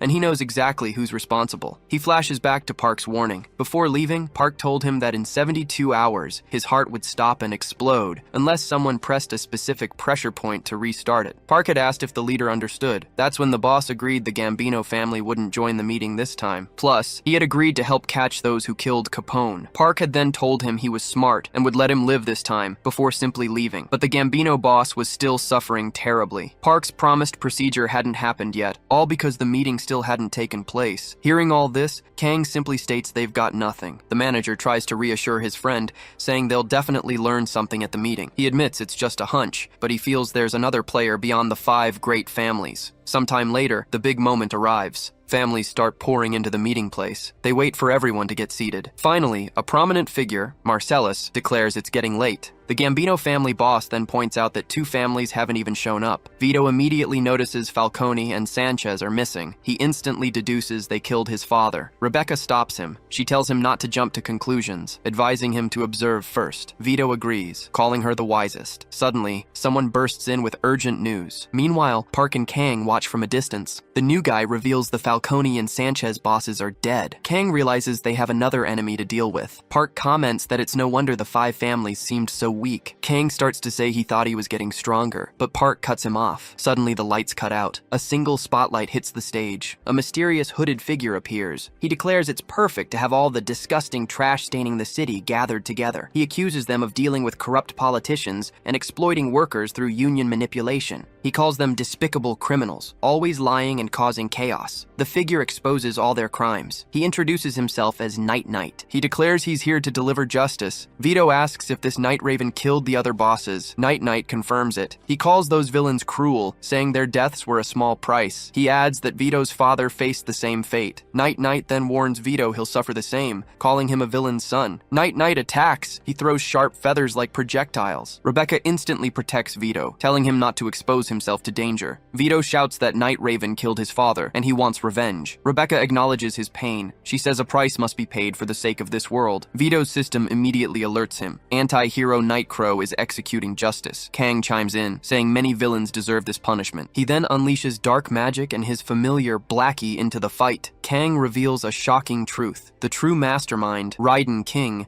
was behind everything all along. Vito, the protagonist, hits Night Raven with his own dark magic, putting the adversary in a very tight spot. But Night Raven finds an opening and counterattacks. Blackie's voice rings out, warning that Vito might accidentally kill Night Raven. Kang, seeing his cat familiar Blackie struggling too much, thinks he needs to feed it better. Kang decides to jump into action immediately. Kang grabs his opponent by the cloak. He slams him with a blast of magic. Night Raven is hit with a Death Mark debuff, which also exposes his weaknesses. Vito then activates his Gossip keyword. This instantly shows him the target's full attribute window. It also lets him stack the Exposed Weaknesses debuff even further. This move accidentally spills all of Raven's secrets. His cloak radiates negative energy, his sharp feathers are a threat, and he's hiding a bunch of explosives. Raven has no clue he's fighting a dark clone of Kang, and that clone is watching his every move. Kang just can't believe this cosplay suicide bomber thinks he's a hero. Raven quickly realizes he's outmatched. He asks if Kang is a stranger, but gets no reply. So Raven takes action. He summons several Bond Ravens that explode anything in their path. Park is shocked, wondering why there are so many of them. Park is an expert in individual combat, but he sees Kang fighting Raven alone. Kang tells him the bosses are the Parks,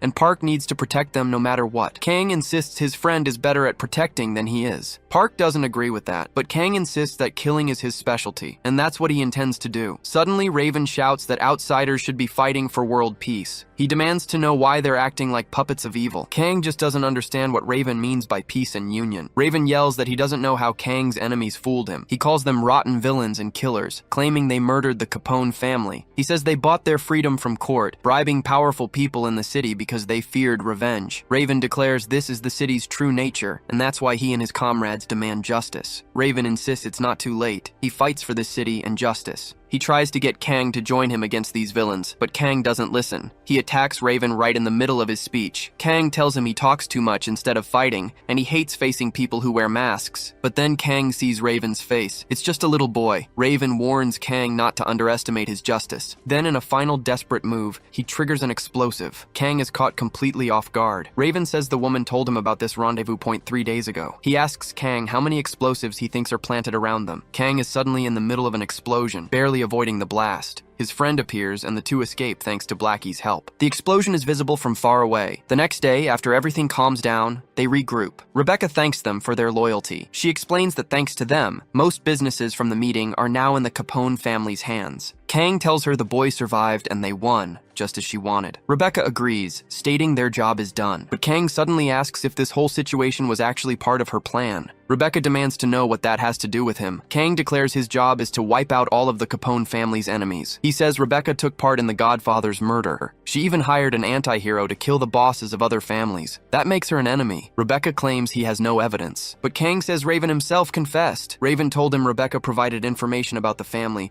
proving she's a traitor. So she cleared out rivals, made the kid the new boss, and became the real power in Black York City. But Rebecca tries to deny it. She insists she did everything for Vito. She explains that Vito is super kind and innocent. She removed the Godfather, who forced him to train, and all other threats, just to shield him from the world's cruelty. Rebecca feels she was just doing her duty as a guardian. Kang fires back. He says she betrayed the man who saved her, then used his son as a puppet to become the queen of the night. Park steps in. He tells her she's no guardian. Her actions have made the kid totally helpless. She's only looking out for herself. Rebecca snaps back, saying no outsider has the right to judge her. Park then suggests they just ask Vito what he thinks. Rebecca freezes. Vito was listening the whole time. The boy starts to cry, finally hearing the full truth. She tries to explain, but Vito shocks everyone. He reveals his hidden powers and uses them to overpower her. Vito tells her she was right all along. This world is cruel. Mission accomplished. They head back home. Park complains about not getting a proper hero adventure. Kang, meanwhile, is just happy to go home without the press mobbing him. His friend even suggests doing it again. But then, his assistant arrives. She tells them there's a huge problem. The Tier 5 tower in Central Seoul is about to have a breakdown. Even our protagonist gets scared hearing that. This specific Tier 5 tower was attacked by association players. They failed the first raid and barely escaped, but a player points out they'll all get 3 penalties for that failure. That means demotion. Another player suggests a fix. Complete the challenge on hard difficulty. This freaks out the others. He argues they've worked too hard to get where they are. Everyone agrees. They won't go back to the bottom, won't be association slaves. So, they have to clear those penalties. And hard mode is the only way. They tried a second raid on hard. They were totally wiped out. On the way, Kang mentions he's heard how brutal the association's merit and penalty system is. He doesn't think it's fair at all. A tower breakdown is super rare. But strangely, during the first 2 seasons, this disaster happened constantly. Back then, raids had no real strategy. Failure was the norm. The consequences? Brutal. This caused countless deaths. It took many precious lives, including Kang's own family,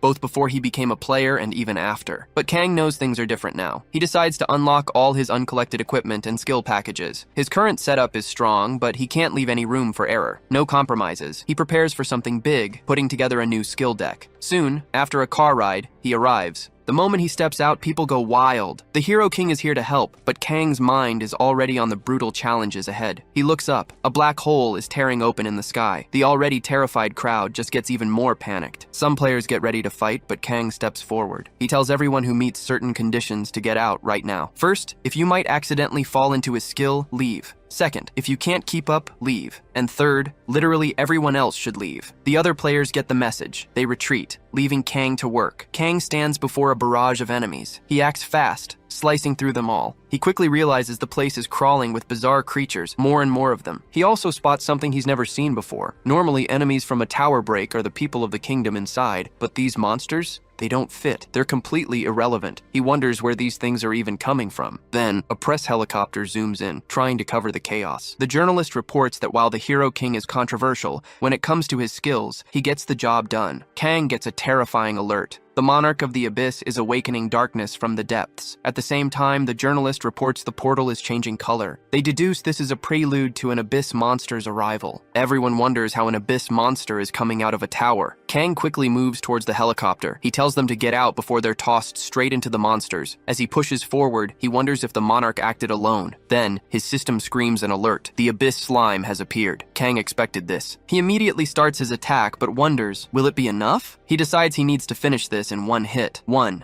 He charges an ice attack, mixing it with shadow skills and Charlotte's web. He connects 2 points, creating a web of death with extreme cutting power. Kang combines everything and crushes the abyss slime. He successfully stops the tower from breaking. The abyss monarch is so impressed, he even hands Kang a special gem as a reward. Back in the real world, the local press swarms him as usual. Everyone sees the Hero King stop the tower break all by himself. News of the incident explodes. Kang feels frustrated. He blames the association. He explains that the other players failed the raid, then got scared of penalties and fled. Their cowardice actually caused the tower break. The press immediately grills the association. They admit some fault, but quickly try to justify themselves. For Kang, all that matters is the media is now holding the association accountable. He celebrates this small victory with his friend, Park. Park insists they need to use this opportunity to purify the association. Kang jokingly asks if he plans to run for president. Park laughs it off, saying no, his real plan is to create a new guild. Kang immediately points out the law. It states each nation can only have one guild, making Park's idea nearly impossible. But Park fires back, saying this is exactly why they need to seize this moment and change that rule. He emphasizes the association's many absurdities. How can they set rules for towers when they've never even entered one themselves? Park adds that the association only promotes players with sponsorships, ignoring everyone else. He argues that with public opinion on their side, they can completely turn this situation around. Kang just wishes his friend good luck. But Park declares this is Kang's business too. Kang tries to argue, saying it's Park's duty, not his own. Park, however, completely disagrees. Park tells Kang that people are on the Hero King's side, so he insists Kang should be the one to create the guild. Soon after, a petition demanding the creation of another guild rockets passed 170,000 signatures. The existing guild naturally refuses to acknowledge it. Public opinion is clearly swinging towards the Hero King and veteran players, much to the association president's displeasure.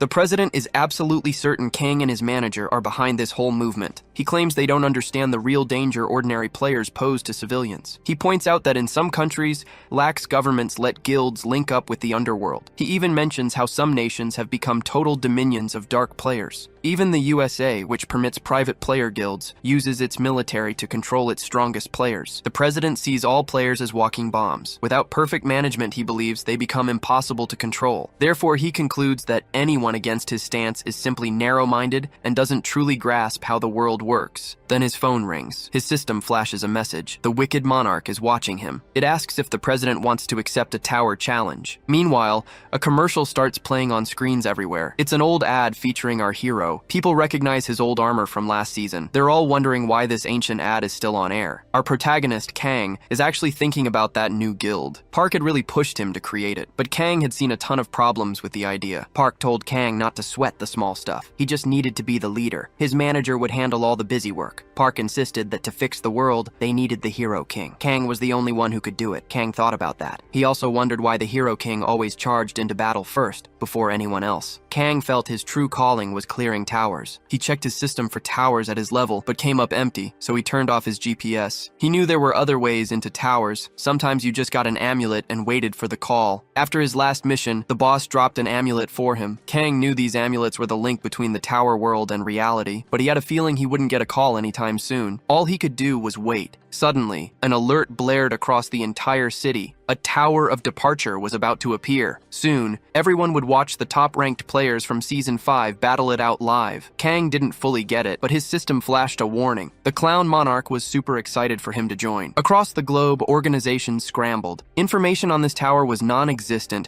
and everything was going live. But here's the kicker. If the players failed the challenge, 100 million random people would die. Kang was terrified at first, but then he realized this was exactly the motivation he needed. Suddenly, he was ready. He agreed agreed to participate in this mysterious tower. Then, Kang and countless other players from across the world stepped into the tower at the same instant. Inside, Kang spotted some familiar faces. He told them he could barely contain his joy. It had been ages since he'd seen them all together. The Saint walked up to greet him. Kang immediately asked if she was in cosplay. She said no, then added that she liked seeing him in his normal version. He shot back, asking when he had ever been different. The Saint brought up the 7th tier tower raid. She had worried watching the broadcast because Kang looked completely exhausted. Kang realized she truly cared. He quickly reassured her, saying he was fine and wouldn't stop going on raids. Just then, another player walked over. This player told Kang that if he wasn't feeling well, he should leave now, adding that he was the last hero king. The so-called last hero king questioned how a top ranker like Kang could possibly be the final one to arrive. Kang shot back, explaining he couldn't worry about timing when 100 million lives were at stake. He then asked if the player was expecting some cheesy movie line, like the last guy to show up is the one who saves everyone. But the player pushed back, arguing that the first ones to arrive always face the most danger. Kang wasn't having it. He totally provoked the guy, asking if he'd rehearsed that speech. Kang basically accused him of faking it, claiming he didn't care at all and was just pretending. Naturally, the player didn't take kindly to this, and they both quickly escalated into a full-blown argument. Suddenly, an older player stepped in, cutting them off. Kang immediately challenged him, demanding to know why he dared show up without the right equipment. The older man calmly replied that it wasn't the start of the season yet. He genuinely believed no one would die in this particular tower, reminding them the whole world was watching. Right after that, the system chimed in with an alert. It announced that everyone would temporarily receive a full 5th season end gear set until they left the tower. Skills and equipment immediately began distributing among the group. The old man, who introduced himself as Jork, the Gravedigger, and CEO of an artifacts company, said this gear would make the chance of anyone dying even lower. With York's help, the players felt their power grow, ready for action. Then, a woman approached Maria, shaking her head in disbelief. This was Lydia, an international master player and a police member. She couldn't believe they were playing mind games at such a critical moment, quipping that men's maturity really had no limits. The Saint reminded them they needed to understand how many lives depended on the success of this tower raid. Suddenly, Lieutenant General Kilgore from the US joined the conversation, declaring that everyone must fulfill their duties to the planet and their nations. The Gravedigger warned everyone to be extremely careful with their actions in this place. Kang, though, muttered that they should have just broadcasted the Pestilence Lord raid instead. Just then, a new figure appeared, greeting them and apologizing for the delay. The masked individual announced that this was a festival for them, a symbol to appreciate the heroes who killed the Pestilence Lord. He then officially welcomed all the assembled heroes. Kang immediately challenged him, asking why he was celebrating a monarch's death when they were supposedly friends. The masked figure then advised the Hero King not to provoke the monarchs. He even asked if Kang preferred the title Monarch Slayer, a name Kang earned by eliminating the season's boss. However, the Red Guardian, clearly in competition with Kang, absolutely refused to acknowledge that some brat had won that title and felt something needed to be done about it. Regardless, the masked figure insisted this was a celebration in honor of the players and hoped they wouldn't feel stressed. But the Red Guardian instantly attacked the masked man, yelling if this was some kind of joke. He declared it was impossible to consider 100 million lives as a celebration. Kang just watches, finding the Red Guardian pathetic. He figures the guy is only doing this to look good for the public. The masked man then tells the Red Guardian his attacks are pointless anyway. They're all nullified, so he's just wasting energy. With a snap, he announces it's time to explain the tower rules. He tells all the viewers watching to vote for their favorite player. Soon, the broadcast viewers will decide who becomes the tower's hero. Kang immediately gets annoyed, complaining they could totally rig the votes, but the masked man quickly covers Kang's mouth. He warns Kang to be careful what he says, reminding him they have strict rules to follow. The masked man explains their mission is simple: grab the viewer's interest and keep them entertained. How they do it is totally up to them. Each player's individual votes will turn into points, but if the vote count is too low, or if they just can't keep people watching, the raid fails. And a failed raid means millions will die. So, the masked man tells them all to get moving. They need to use everything they've got to create an interesting show for the world. Right after that, the Red Guardian and the Swordmaster challenge the Hero King to an arena duel. Kang quickly asks why he even needs to fight. The masked man explains he can't reject an opponent's challenge. He adds that even if someone dies in the arena, they'll just be reborn there anyway. He then creates the arena, telling the players they can't leave until the tower's voting finishes. Before the fight even starts, the protagonist has a quick question. He asks the Red Guardian if he really wants another fight after getting crushed last time. The Red Guardian replies that if he can't beat the protagonist, all his votes will be worthless. He declares he'll make up for his past loss on the first day of the season. Filled with pure rage, he charges. Kang, meanwhile, decides to stir things up. He provokes the Red Guardian,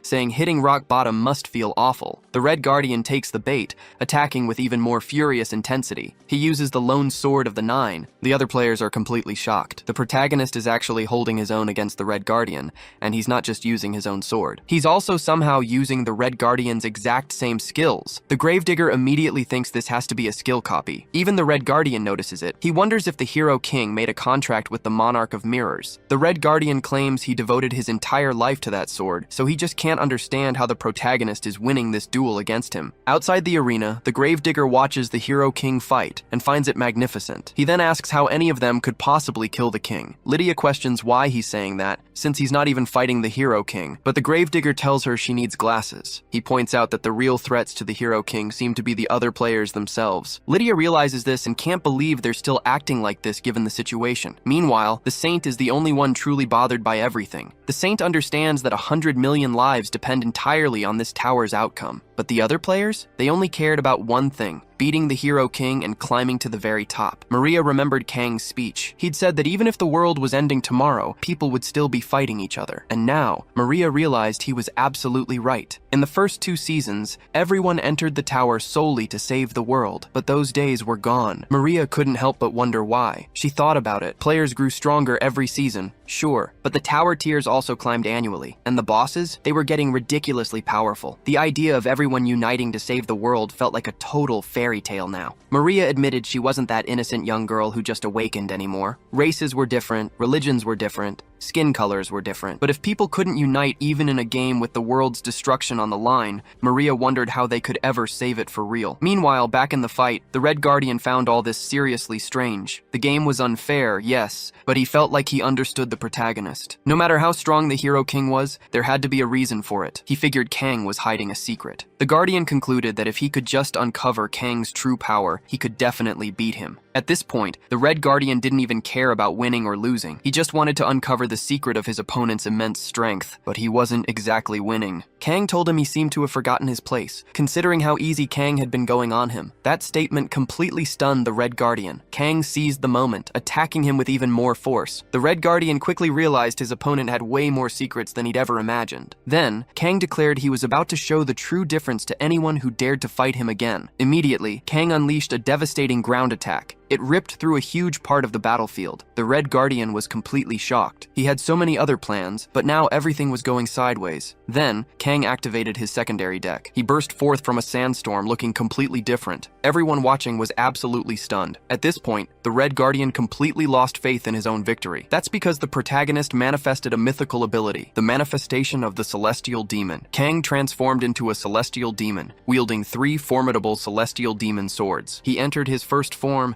tearing open a dimensional chasm of raw power. It sliced through his opponent from multiple directions, leaving the Red Guardian gushing. Next, Kang activated the second form of the 3 Celestial Demon swords, known only as Destruction. The other players are stunned. The Red Guardian went down way too fast. The masked man declares the match over. He praises the Hero King for a magnificent fight, just as he expected. Then he announces voting has begun. The numbers climb, but the red player stays stuck at 0. Kang acts like it's nothing, but he looks super villainous now. His whole vibe is dark. Even the Gravedigger is taken aback. Kang Yusung is completely unrecognizable. Even the girls are startled seeing him, but the audience loves watching Kang. Some players notice Kang copied the Gravedigger's gear and skills. 2 friends chat. One asks how Kang can even be human like them. His friend corrects him, saying Kang kept them all alive. The first friend asks what they should call Kang. The other says he's simple, the Hero King. Kang then asks the other players about their stunned faces. He asks if they've never seen his copying ability before. The Gravedigger points out that Kang's copying ability alone can't explain the Celestial Demon manifestation. Lydia agrees. She says this isn't just a simple copy. She's fought another copy user before, the Face Collector, a terrible black player who hides his rank. He copied opponents by literally slicing off their faces and using them. Lydia admits Kang's skill is similar, but says there are limits to mere copying. Kang explains he obviously has more than just a copying ability. He asks if they're that curious, since they're both trying to keep poker faces. He agrees to tell them one thing. Kang then drops his biggest secret. He made a pact with a monarch of truth. That's why he can only speak the truth, even as the world shifts around him. The Gravedigger Jork looks at Kang's appearance and figures he'll be his next opponent. But Kang shoots back that he hates fighting more than anything. He also hates aggressive idiots. York Billmeyer, clearly not knowing his place, demands to know what Kang is planning. Kang states that from now on, he'll convince the audience with one simple truth. The masked man interrupts, arguing that self-promotion is crucial for voting. Then the stage moves. Kang gets ready to speak. He taps the mic, asking if everyone is paying attention. He declares they have no choice anyway. Then he sees his own face on TV and changes the channel himself. Regardless, he announces 10 heroes are gathered in the tower. Everyone needs to vote for one. If votes are too low, 100 million people get a one-way trip to oblivion. So everyone better understand how important voting is. Kang points out that even the worst terrorists became presidents with enough votes. If things go wrong, the same could happen to their heroes. The Gravedigger tried to warn Kang to watch his words, but Kang wasn't having it. He shot back, asking what the problem was, and if the Gravedigger was annoyed about the talk of heroes losing relevance. Kang pointed out how strange it was that people still revered these national heroes so much, especially after everything that had gone down between them. Then, noticing the old man's discomfort, Kang sarcastically asked if the Gravedigger's dream of reviving the Third Empire was supposed to be a secret. The Gravedigger immediately demanded to know how Kang dared to insult someone without any evidence, but Kang just smirked. He had a contract with the Monarch of Truth, remember? That meant he could expose anyone's lies and secrets. He declared everything he'd said was absolutely 100% true, no arguments. So Kang urged everyone watching to vote carefully and choose wisely. He warned them. It wasn't just one or two lunatics hiding among the players, and then he dropped a name, Count Vladimir. Count Vladimir was clearly blindsided. He stammered, claiming he had no idea what Kang was talking about. But Kang just raised an eyebrow. He said that was odd, especially since Vladimir himself had spoken about reviving the Empire. Vladimir frantically tried to shut Kang up, but that just fueled Kang more. He kept going, exposing all the Count's dirty laundry, live, for everyone to see. Kang even taunted him. If something bothered Vladimir,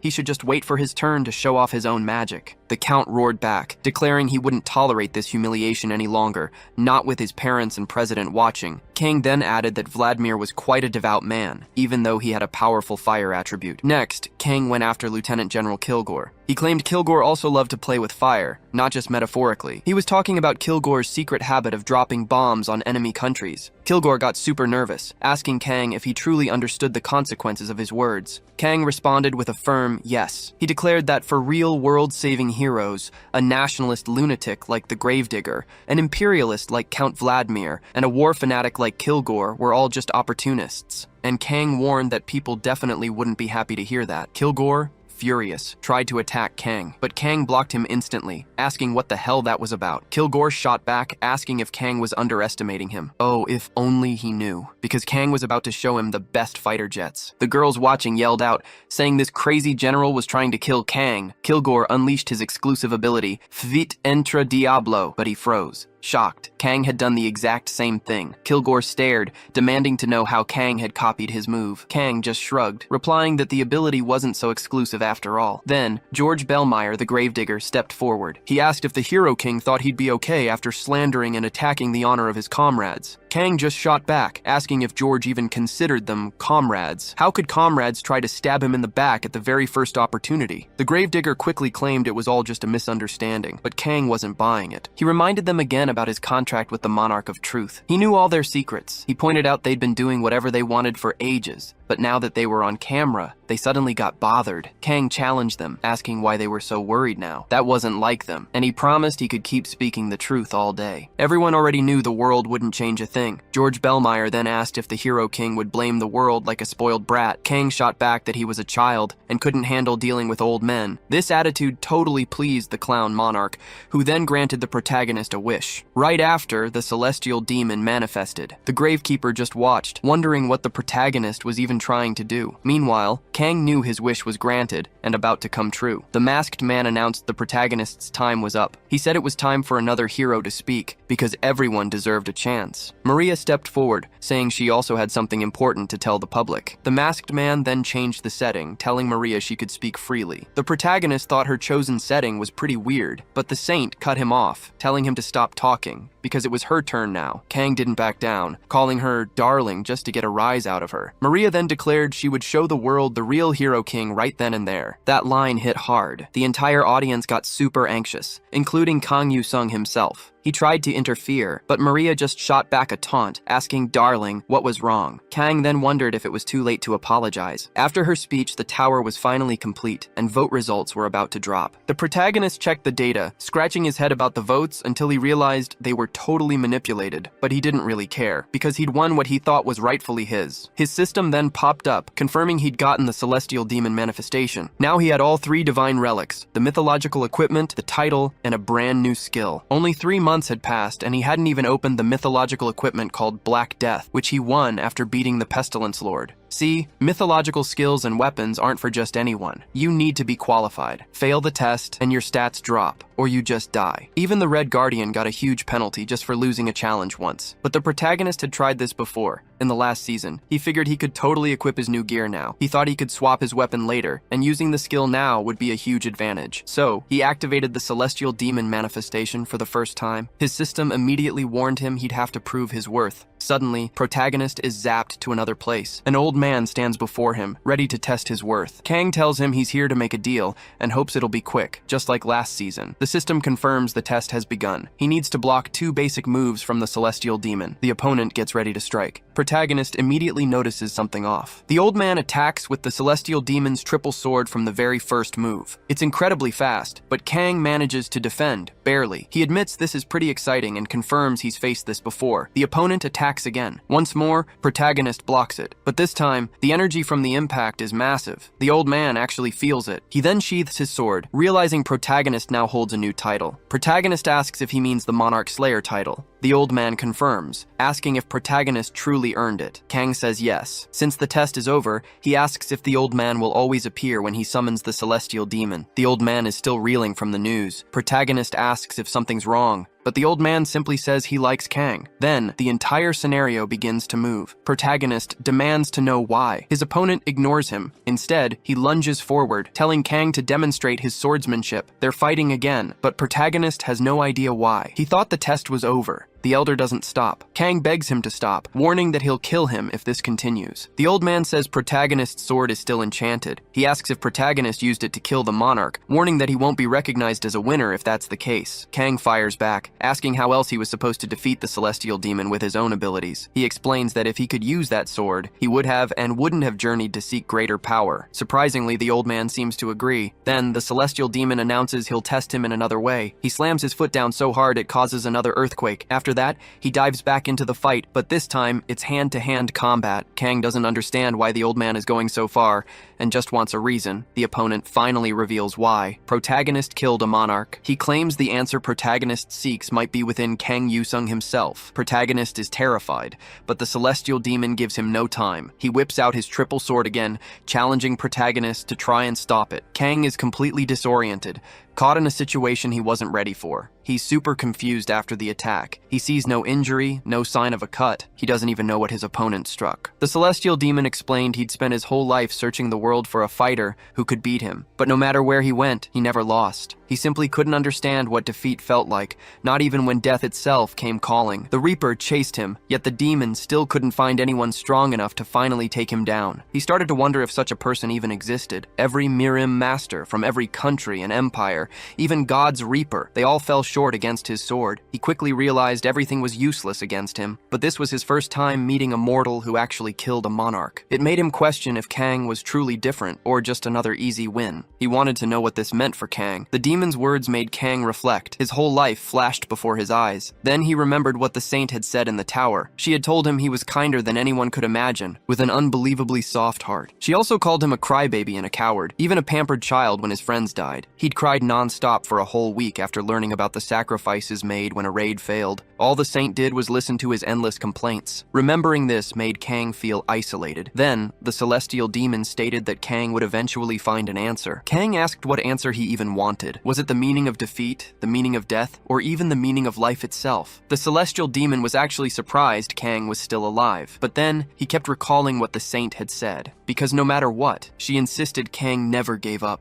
It didn't matter how painful or scary things got, or how much he was hurt. Kang just kept fighting for the world. Even if it all meant nothing in the end, Kang argued that you can only break what's real, not what's intangible. A meaning was no different. He asked if this wasn't the core principle of the Celestial Demon's triple sword technique. The Celestial Demon then revealed that he had actually died a long time ago. So, he argued, he couldn't defeat a meaning that didn't even exist. The demon couldn't believe Kang was claiming to be on his level. If Kang truly understood meaninglessness, he couldn't possibly be the hero king. He questioned if Kang was just an idiot, trying to protect something utterly meaningless. Kang replied he wasn't doing it out of duty, but because his actions were meaningless. He pointed out that heroes save the world constantly, working tirelessly to defend their plane, but the other side? They had all sorts of lunatics coming for them, endlessly attacking. The Celestial Demon then asked what on earth could be more meaningless than that. He even agreed that it was all pointless. So he put his sword away, telling Kang he looked forward to their next meeting. Right after that, the system declared Kang a worthy player. He just went home, figuring this was just how a hero's life went. His system then announced he could now use the true manifestation of the Celestial Demon, but then Kang suddenly collapsed, startling his cat. Later, Kang was checking his temperature. Blackie, his cat, wondered why he seemed so weak. Kang quickly denied it, insisting he wasn't weak and that his stats were the best globally. The cat kept asking why he was sick, but Kang swore he was fine. He was just mad about the internet chatter. He said he needed to clear an 8 or 9 tier tower to cool off. Blackie then pointed out that those towers didn't even exist yet. Kang checked his calendar. It was only March. He remembered from previous seasons that higher tier towers usually started appearing, but that was still a month away. Plus, these advanced towers weren't even in his country's territory. Once unlocked, he could jump right in, just like in his games. For now, he wanted to hit a 7-tier tower, but Blackie told him he wasn't going anywhere, claiming it was for his own good. Despite that, Kang snuck off to a 3-tier tower shortly after. He got there and noticed it looked just like the tower he cleared at the season's start. He told himself he wasn't there for anything special, he just needed to blow off some steam. He got ready to use his new power, thinking how silly ability names always were. But as he summoned the manifestation of the Celestial Demon, a weird feeling washed over his body. His system flashed a warning. The Celestial Demon was influencing him. Then, Kang's body started twisting, and he even coughed up blood. Of course, he immediately blamed the old man who gave him this power. His system then announced the receptacle was complete and adjustments were starting. While screaming in agony, Kang couldn't believe he'd actually gained the Celestial Demon's power permanently. His system then confirmed he'd acquired the Celestial Demon Bone Blessing. He wondered if his whole body had changed. Moments later, he saw the bone transformation firsthand. Turns out, it was all happening inside him. It doesn't affect his exterior. Then, the system warns him. The ground just collapsed, linking him to the second floor. Suddenly, a bunch of orcs show up and attack him. This was perfect for Kang. He finally had a chance to test his new power. After he crushes them all,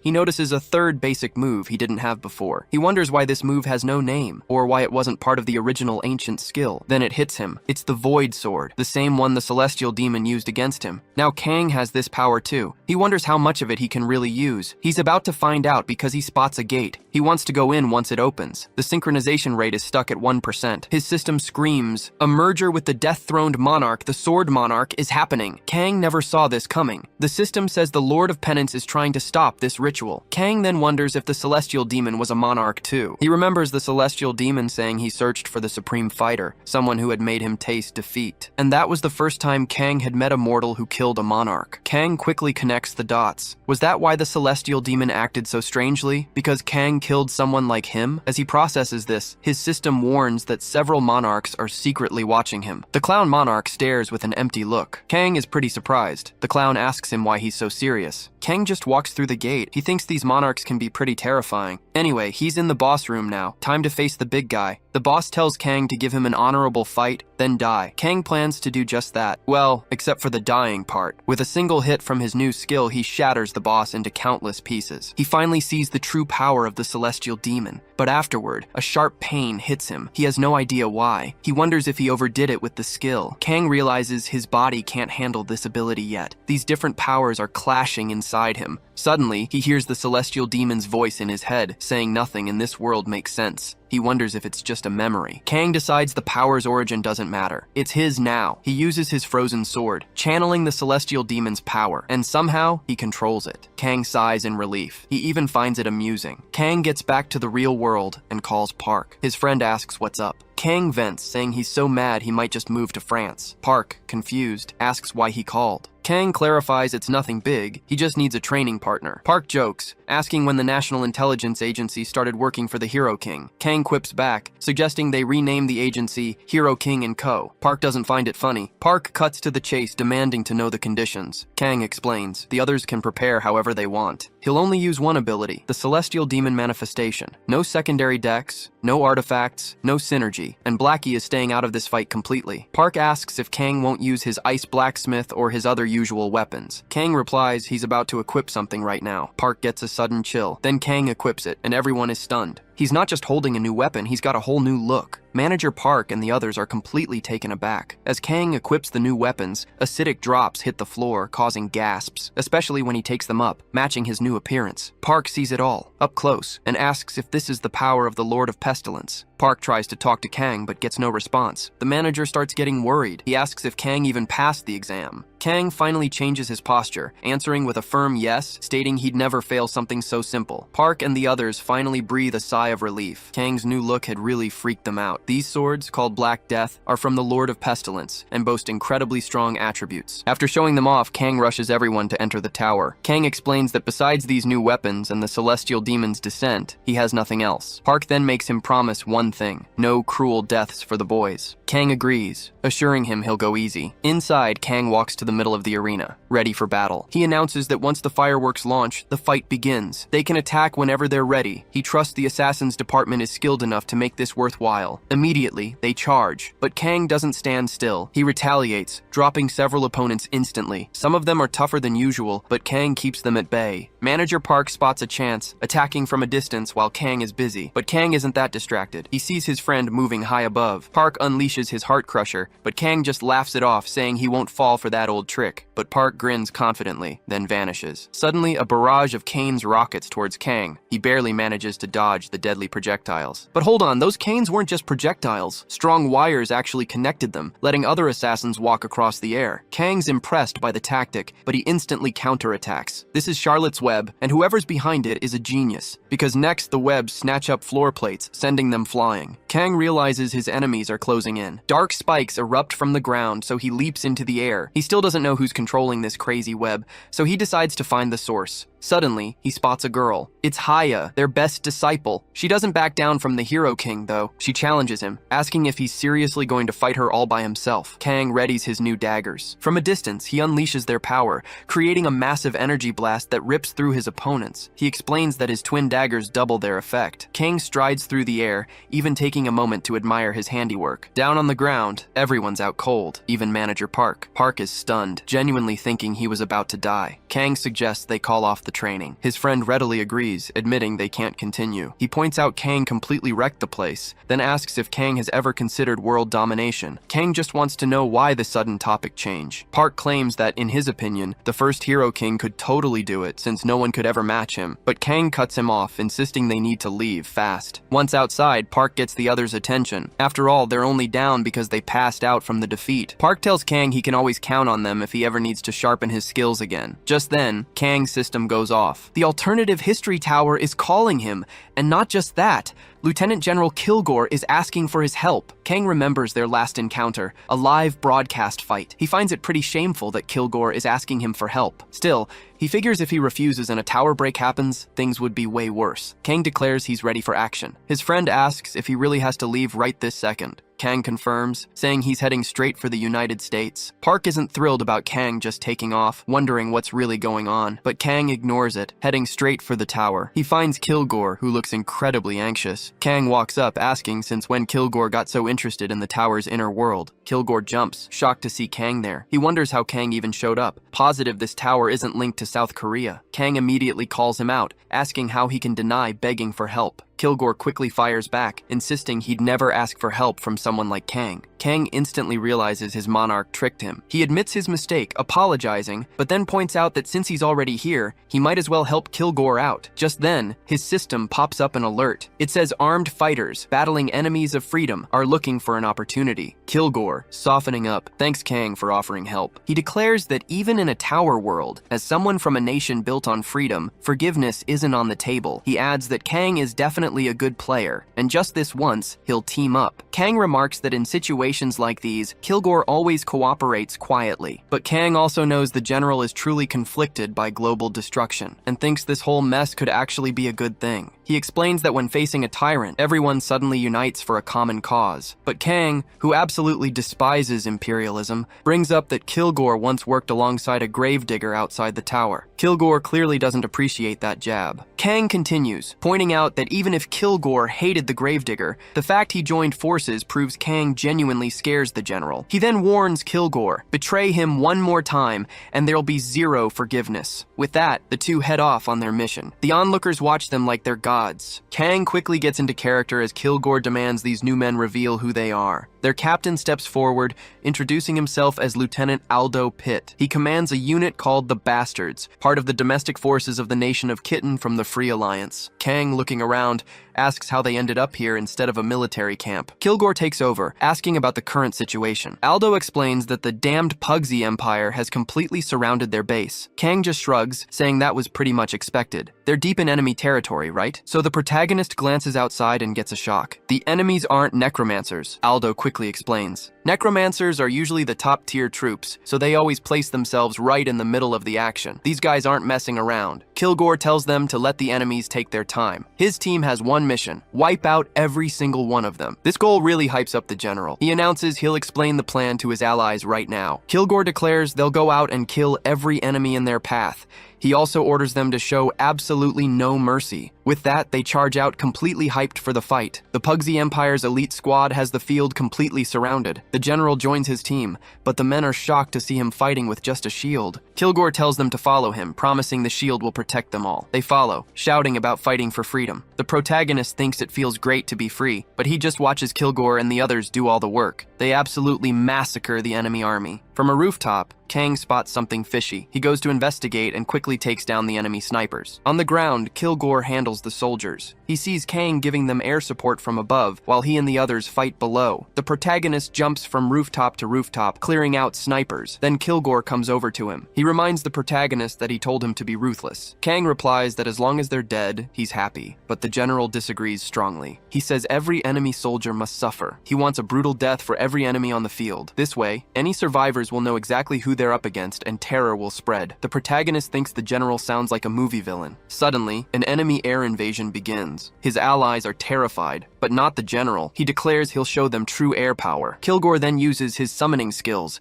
just like he did against Kang in the tower. He summons his F-23s, codenamed Diablo. An intense air battle kicks off. But the enemy jets stand no chance. The F-23s absolutely obliterate them all. The allies cheer for their victory. They celebrate, thanking the players for the win. Kilgore tells them to remember their duty, what it takes to keep the peace. The protagonist thinks it's all nonsense, but the general insists that war is the only way to peace. Kang immediately shot back, arguing that real peace comes from not fighting, but the general wasn't budging. Anyway, the Continental Conquest Tower was finally clean. Meanwhile, across the world, a powerful player stood face to face with his enemies. This was the Gravedigger, and he declared his work was finally done. But to truly bring his twisted ideology to life, he had a request for the immortal monarch. He wanted to delay this specific moment in history. The monarch allowed him this small moment of self-indulgence, and just like that, the Gravedigger's return was put on hold. The Gravedigger promised to prove his loyalty to the monarch very soon. Meanwhile, back with our heroes, the general kept insisting that starting wars before the enemies did was the only way to find peace. With that, he ordered even more attacks. But the protagonist started to wonder if they weren't actually attacking Allied territory. They kept pushing forward. Kilgore mentioned how much he loved the smell of napalm in the morning. Kang pointed out the whole place just reeked of gasoline, but the general snapped back, saying that was exactly what he meant. He called it the smell of victory. The protagonist found the general's attitude pretty pathetic. Kilgore then asked Lieutenant Aldo Pitt for the enemy command base location. Aldo reported it was currently in the Pauhi Empire, specifically in the nation of Kitten, inside a skyscraper in the city of White York. Kilgore was shocked,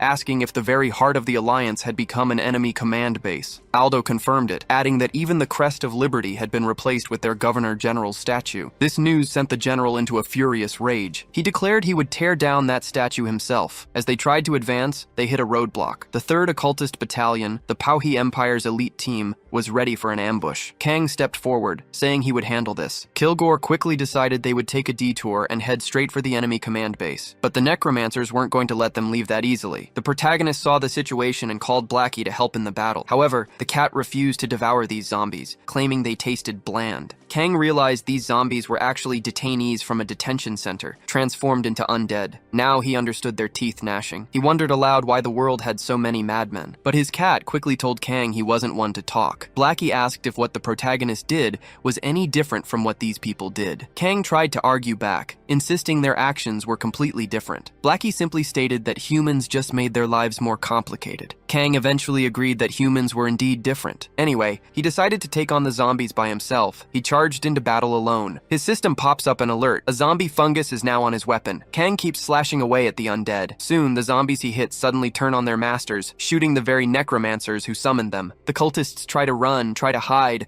but their own zombies devour them alive. Kang just watches the chaos when someone walks up and asks if he finally gets how strong necromancy is. The mortician wonders who would even believe the hero king caused all this mess. Kang points out there's an American general around too. Turns out it's George Bellmeyer, the honorary leader, and he's not happy about Kilgore being in his territory. But then he tells Kang to forget it and shows off his uniform, bragging that even though it's not like real-world uniforms, it's still super cool. Kang immediately tells the old man to act his age and stop being so childish. He even adds that the uniform looks like something a terrorist would wear. The mortician spots Kang's celestial demon powers, but declares he won't lose. He then shifts into the stance of the Lord of the Grave. Kang asks how a busy CEO like him got a legendary ability. The old man has the same question, seeing the hero king with the Lord of Pestilence's lamp. He states Kang isn't just some common celestial demon descendant. He even claims that magic lamp should have been his. Ready for the fight, Kang switches to his secondary deck, swapping Waking the Dead for Ice Smith. Jerk asks if Kang thinks he doesn't need a monarch's power to fight him. Kang replies there's no point in fighting a necromancer. Jerk then shoots back that the hero king's tongue got pretty sharp while they were apart. They know monarchs are watching, so the fight begins. The old man's power immediately cancels out the poison Kang used on the zombies, completely consuming it. He declares that ashes are destined to return to ashes. The old man sends an army of skeletons, but Kang activates an ability and equips darkness. His system screams an alert. Kang's evasion and dexterity just shot way up. Jerk knows he's up against someone resistant to darkness. He also knows his skeletons aren't that strong, but claims he can see everything from his spot. He even argues necromancers aren't bad in close combat, but as he attacks, he realizes Kang used an illusion spell. The ice sword, though, is very real. Kang tells him that what he sees isn't everything. Kang figured the old man trusted invisible beings and wants to test that out. The old man gets totally annoyed, wondering why he, of all people, had to run into the hero king. He really thought it was foolish to waste such a rare chance. Next time, he'd definitely win. But then, a strange feeling hit him. He quickly realized there might not be a next time. He doubted himself. Players weren't supposed to really kill each other inside the tower, right? But the doubt just ate at him. The old man screamed in pure despair. His system suddenly flashed a warning. The immortal monarch had blocked York's path out of the tower. Meanwhile, our protagonist, Kang, was totally mocking the defeated monarch. The immortal monarch standing among the other monarchs took a huge hit. Kang felt a real thrill seeing the other monarchs react. Then his system popped up. He had cleared the alternate history of the tower, and for that, he received a new accessory, the Executioner's Pledge. Some time passed, and Kang finally headed home. News of his crazy achievements had already spread everywhere. Kang even gave an interview with the general, telling everyone he just had to answer the call for help from such an important person. He also used the chance to send a message directly to York, asking if York had to find help just to compete against Hero Kang. Meanwhile, York was watching Kang's provocations and absolutely fuming. He immediately ordered his assistant to send a message to Mr. Lee, the person they talked to before. York told him he'd need to visit South Korea very soon. Back at the interview, Kilgore finally told Kang to shut up. Kang just casually apologized, saying he just had a bad habit of not staying quiet in front of the cameras. But then, the reporters wanted to hear from the general too. The general declared that as a true patriot, he had only one thing to say: country above everything, and God above all. Of course, Kang never missed a chance to get under his skin. But then, a few serious-looking men walked up to Kang and invited him to come along. Kang quickly figured they had to be from the CIA. They flashed their badges, so Kang straight up asked if they were even real. Kilgore confirmed they were. Kang then pointed out that their lives usually depended on keeping things quiet. Was it really okay for them to just show their faces places like that? One of the agents told Kang to stop messing around and just cooperate, but Kang flat out refused. He said his boss told him never to follow strangers. He even added that he'd rather follow Kilgore than the CIA. However, the agents quickly grabbed him and took him away by force. Kilgore quickly told everyone this was just for Kang's safety,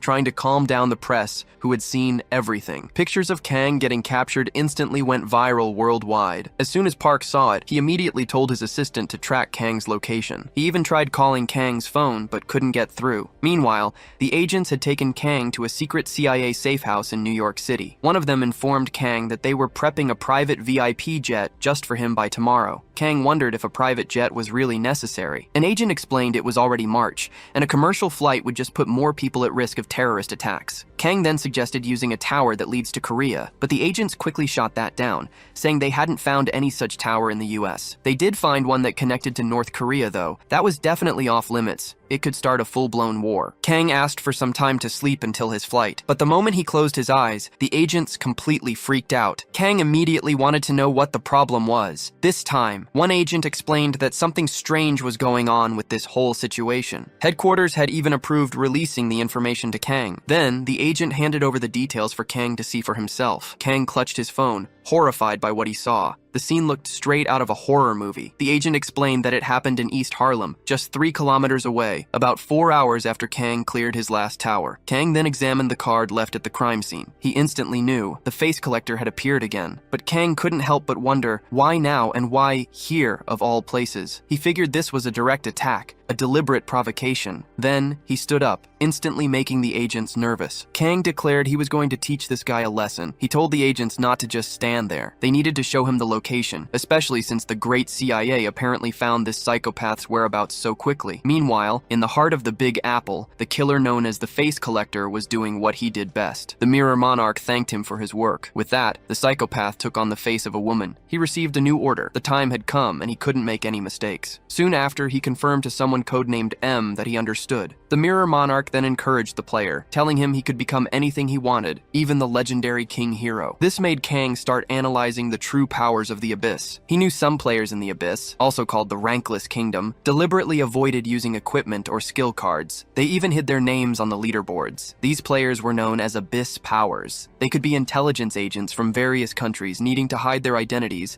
or special operations forces. Or, even worse, they could be criminal players in hiding, just waiting for the chance to commit more crimes. The Collector was definitely one of these, infamous for killing many people from the Heavenly Kingdom. Kang thought to himself that if he'd known they would meet like this, he would have definitely asked that woman for more details. It suddenly made sense why they had called him to the tower connected to the USA. It was all a setup. They wanted to put Kang and the Collector in the same place. After some time, they arrived at the location. Kang walked through the streets, quickly realizing the agents had blocked off the entire area. But right off the bat, Kang just knew the killer wasn't there. Kang arrives at the photo location. He makes it clear he's no detective. His job is fighting, so he questions why he's even there. But then one of the agents steps forward. He pulls out a mask, a skin mask, and calmly places it onto a previously sliced, lifeless face. And just like that, the body stands up. Not just that one, but every single body around starts to rise too. Kang immediately demands to know what this guy thinks he's doing. The agent just throws the question back, asking Kang what he thinks. More agents begin donning their own skin masks. The lead agent then reveals the truth. This whole setup was a calculated trap, designed specifically to capture the King Hero. But Kang was already one step ahead.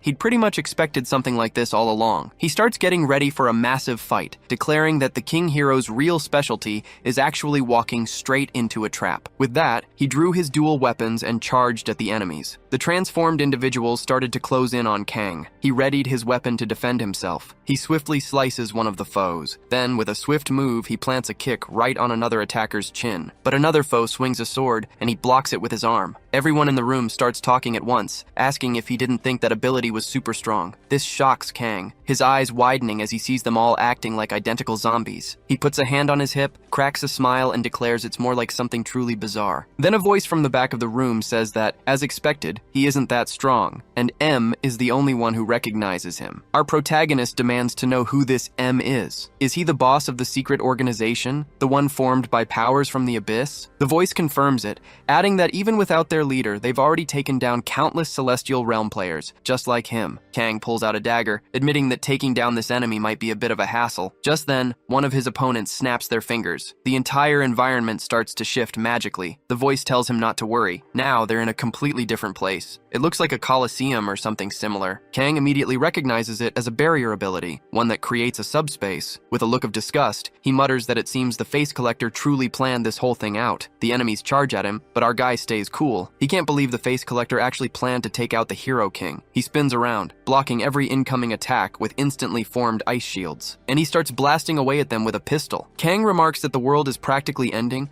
and this guy still wants to play the big bad villain. It's like this guy doesn't even see how hard Kang is fighting to maintain world peace. He just blasts an ice projectile right into an opponent's face. Kang keeps firing, his expression now irritated, completely out of patience. The relentless enemies keep coming, but Kang takes them down one by one with his ice bullets. Suddenly, a man with a sharp suit and a fringe covering one eye appears in the corner. He asks what the big deal is. He slowly approaches, walking past the frozen enemies, asking if this isn't entertaining. For him, the real fun is watching the world burn. He gives a sadistic smile, then uses his hands to smash the ice head off one of the frozen men. He wants to see the chaos of the first season's towers, the endless screams, and every street burning to dust. They all want that, but it's not why they're here to kill Kang. The villain pulls a piece of skin from the decapitated ice sculpture's face. He places the skin piece on his own face, then tells Kang to pay attention, calling him a hero wannabe punk. The villain's face begins to shift, and with an evil grin, he says the world will carry on just fine, even without its hero. He asks Kang if he really thinks the world revolves around him, if he's its sole guardian. Kang's expression turns serious, but then the villain adds that this world isn't one that would end so easily, even if the Hero King disappeared. As he says this, some of his cronies start charging up a dagger with energy, because if one Hero King falls, a new one will just appear. With that said, all the enemies surge forward to attack Kang, but Kang skillfully dodges the sword strikes, leaning his body back. The villain then gets an idea. He'll rip off Kang's face himself and become the Hero King. Kang's voice is firm. He calls the guy worthless trash, a noob who never even made it to a season's boss raid. He then unleashes overwhelming energy, spreading his arms wide. All the nearby enemies go flying, ripped apart or sliced to bits. Because of that,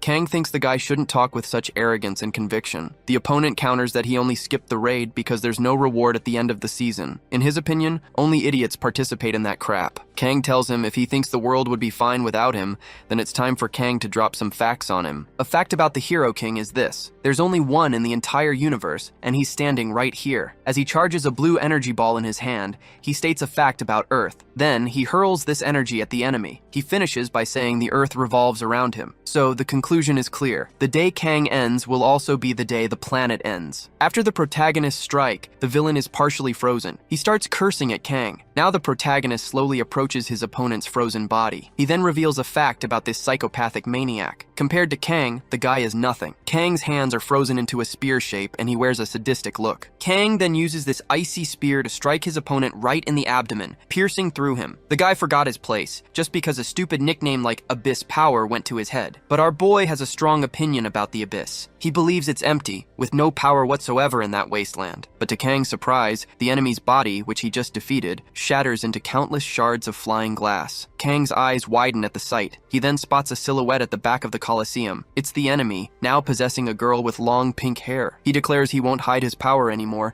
and plans to take Kang's face. Kang just smirks, asking if the guy really wants his face. He then drops more truth bombs about this psychomaniac. He needs to get beaten up a lot more to learn some manners. The villain quickly moves in on our hero, daring him to try and land a punch. His eyes glow with dark energy as he boasts that Kang's little tricks are super easy to avoid. But as he's talking, all his limbs suddenly separate from his body. He collapses to the ground in shock, face planting and wondering what just happened. A cutting web did the trick. Kang tells him he thought the villain already knew that when you're hunting, you always hide your trap. Kang kneels by his opponent, asking how it feels to get clobbered by the same tactics dark players usually use. He might have cowardly and idiotically beaten some Celestial Kingdom players, but he shouldn't have thought that made him genuinely skilled. The female face rips off, revealing the villain's true look. Kang explains those players just weren't used to killing humans. Those were people who should never have lost to trash like him. Now with black eyes and red irises, our protagonist thanks the villain for showing up right in front of him. He starts forming an ice weapon in his hand. Kang mentions he's not sure if the villain knows this, but the Hero King. But before he can finish his sentence, a scarlet aura suddenly takes over his entire body. An explosion rocks the building they're in. People on the street scatter, scrambling for cover. Police and special ops agents sprint towards the building. They're yelling, trying to find the Hero King. But when they finally get inside, every single agent stops dead. They're absolutely stunned. The place is a disaster zone. One agent immediately yells at Kang, ordering him to put his hands up. Kang, his voice firm, just asks if they might be a little late to the party. The blonde agent, still wearing his sunglasses, is clearly terrified. His voice is shaking as he repeats the order, hands where he can see them, but then a hand grabs the agent's gun. The person tells him to calm down and step back. It's General Kilgore, and he demands to know from Kang what the hell just happened here. Kang explains the villain had lured him into a trap. He says the face collector was waiting, so Kang just did his job and sent him straight to hell. Even with the body completely trashed, Kang believes the real CIA can still identify him, but the general seems a bit suspicious, wondering if this really is the face collector. Kilgore explains that the CIA reported Kang was the one who used the barrier technique, but Kang immediately protests. He tells Kilgore he was captured and led into a trap right after leaving the tower. He says they shouldn't even dare bring up that barrier. Kang completely loses it. He blasts Kilgore, calling him an idiot who can't even recognize a spy who probably already ran off. This really ticks off the general. Or maybe, Kang thinks, General Kilgore is also involved in this whole mess. He channels his ice energy, drawing his sword closer. Kilgore watches Kang silently, a worried look on his face. Kilgore puts a hand to his head. He asks Kang if he seriously thinks he would send the face collector after him. Kilgore says that's so dumb, it's unbelievable. Kang sighs. He gets it, that makes sense. As they leave the building, Kang asks if he can go home now. Some CIA guy promised him a private jet. Later, at a small airport, a plane waits on the tarmac. Kang steps off the plane, arms wide, greeting Mr. Park, who's there to meet him. Kang immediately teases his friend, asking how he deals with so much hair loss. Mr. Park shoots back that some crazy idiot causing trouble every single day is the reason for it. Kang puts on his best pitiful face. He just sent a villain to hell for humanity's sake, he argues, so this is how he deserves to be treated? Mr. Park just hugs him. He mentions the media is already buzzing about it, but Kang bets they're just spreading nonsense again. News reports flash. Kang Yusung gets all the credit for defeating the face collector with a legendary performance. Everyone's asking if he's truly the king of heroes. It's night, and our protagonist finally gets to relax in his apartment. He sips a drink from a can, staring thoughtfully at the horizon. It's already March, and Kang has a bad feeling. Those jerks seem completely unconcerned. He checks his phone, scrolling through a news page about the Hero King's feats. Kang remembers a past warning. Someone told him that people could be exposed to terrorist attacks and asked for understanding. He also recalls a conversation with Mr. Park. They talked about players' abilities growing stronger and how some squads in Russia were already waging war against each other. So he opens his status window, then his equipment, and finally, his inventory. He taps his chin, wondering if it'll finally open this month. He's talking about the level 8 tower. Back in Season 1, a boss appeared there. Then in Season 2, the tower broke, wiping out parts of the world map. Now our hero hits the accept button on the screen. He gets an Executioner's Oath ring. This is heroic level gear that hits enemies with a reveal weakness debuff 3 times. The kid is totally surprised. The Death Monarch's gifts are seriously good. Maybe it's because the Death Monarch really enjoyed seeing the Immortal Monarch get humiliated. Since he's already on a roll, he decides to open a card pack. The Hero King has 7 random card packs. He opens them all using his Frost Kai attribute, but nope, all the cards are completely normal, nothing special. He feels pretty unlucky. He looks at his frozen weapon. He knows Frost Kai skills get a buff when paired with the Ice Blacksmith. A notification pops up, asking if he wants to open 3 specific attribute card packs, but he shakes his head. He's not feeling lucky today. Kang is level 58. He dominates the Infinite Labyrinth, holds legendary titles,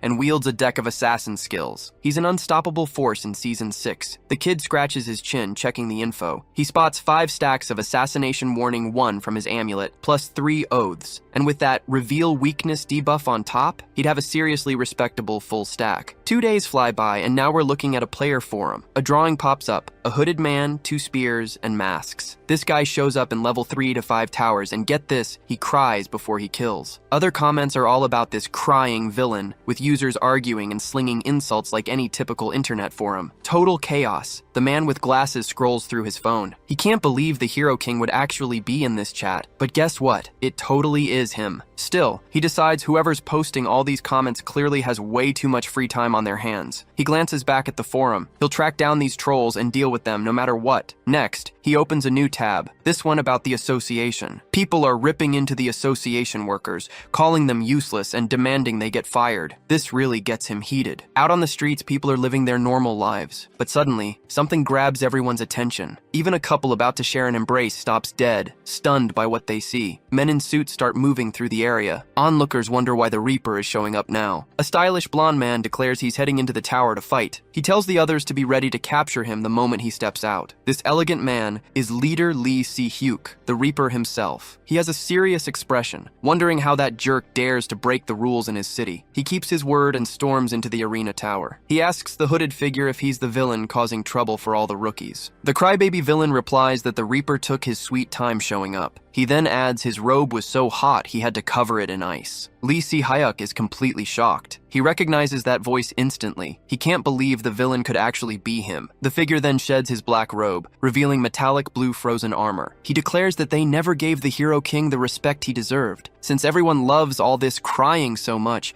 he'll give them exactly what they asked for, just like all those comments online. The Reaper gets visibly nervous. His voice trembles as he tells him to calm down, explaining they only wrote those things because their bosses ordered it. The Ice Knight lifts his mask, asking if the comments were true. He then reveals his true identity as the Hero King, confirming what the blonde guy already suspected. Without his armor, the protagonist reveals his true form and starts charging an energy ball in his hand. He has no reason to go easy on his opponent, and his eyes glow fiercely. Lee Si-hyuk claps his hands over his mouth, desperate and drenched in sweat from pure fear. Kang starts crying dramatically, just like everyone talked about. Then he throws his ice spear, piercing straight through his opponent. He wins the first battle and exits the tower, only to walk straight into an ambush set by the Reaper's men. They shout orders to stop him from escaping. Kang just laughs it off, watching the association members ask if they're having another day of acting like doormats. All the men look totally shocked to see that the much-talked-about villain was actually the Hero King. The Reaper shouts that regulations forbid high-level players from chasing low-level ones. But the protagonist points to himself,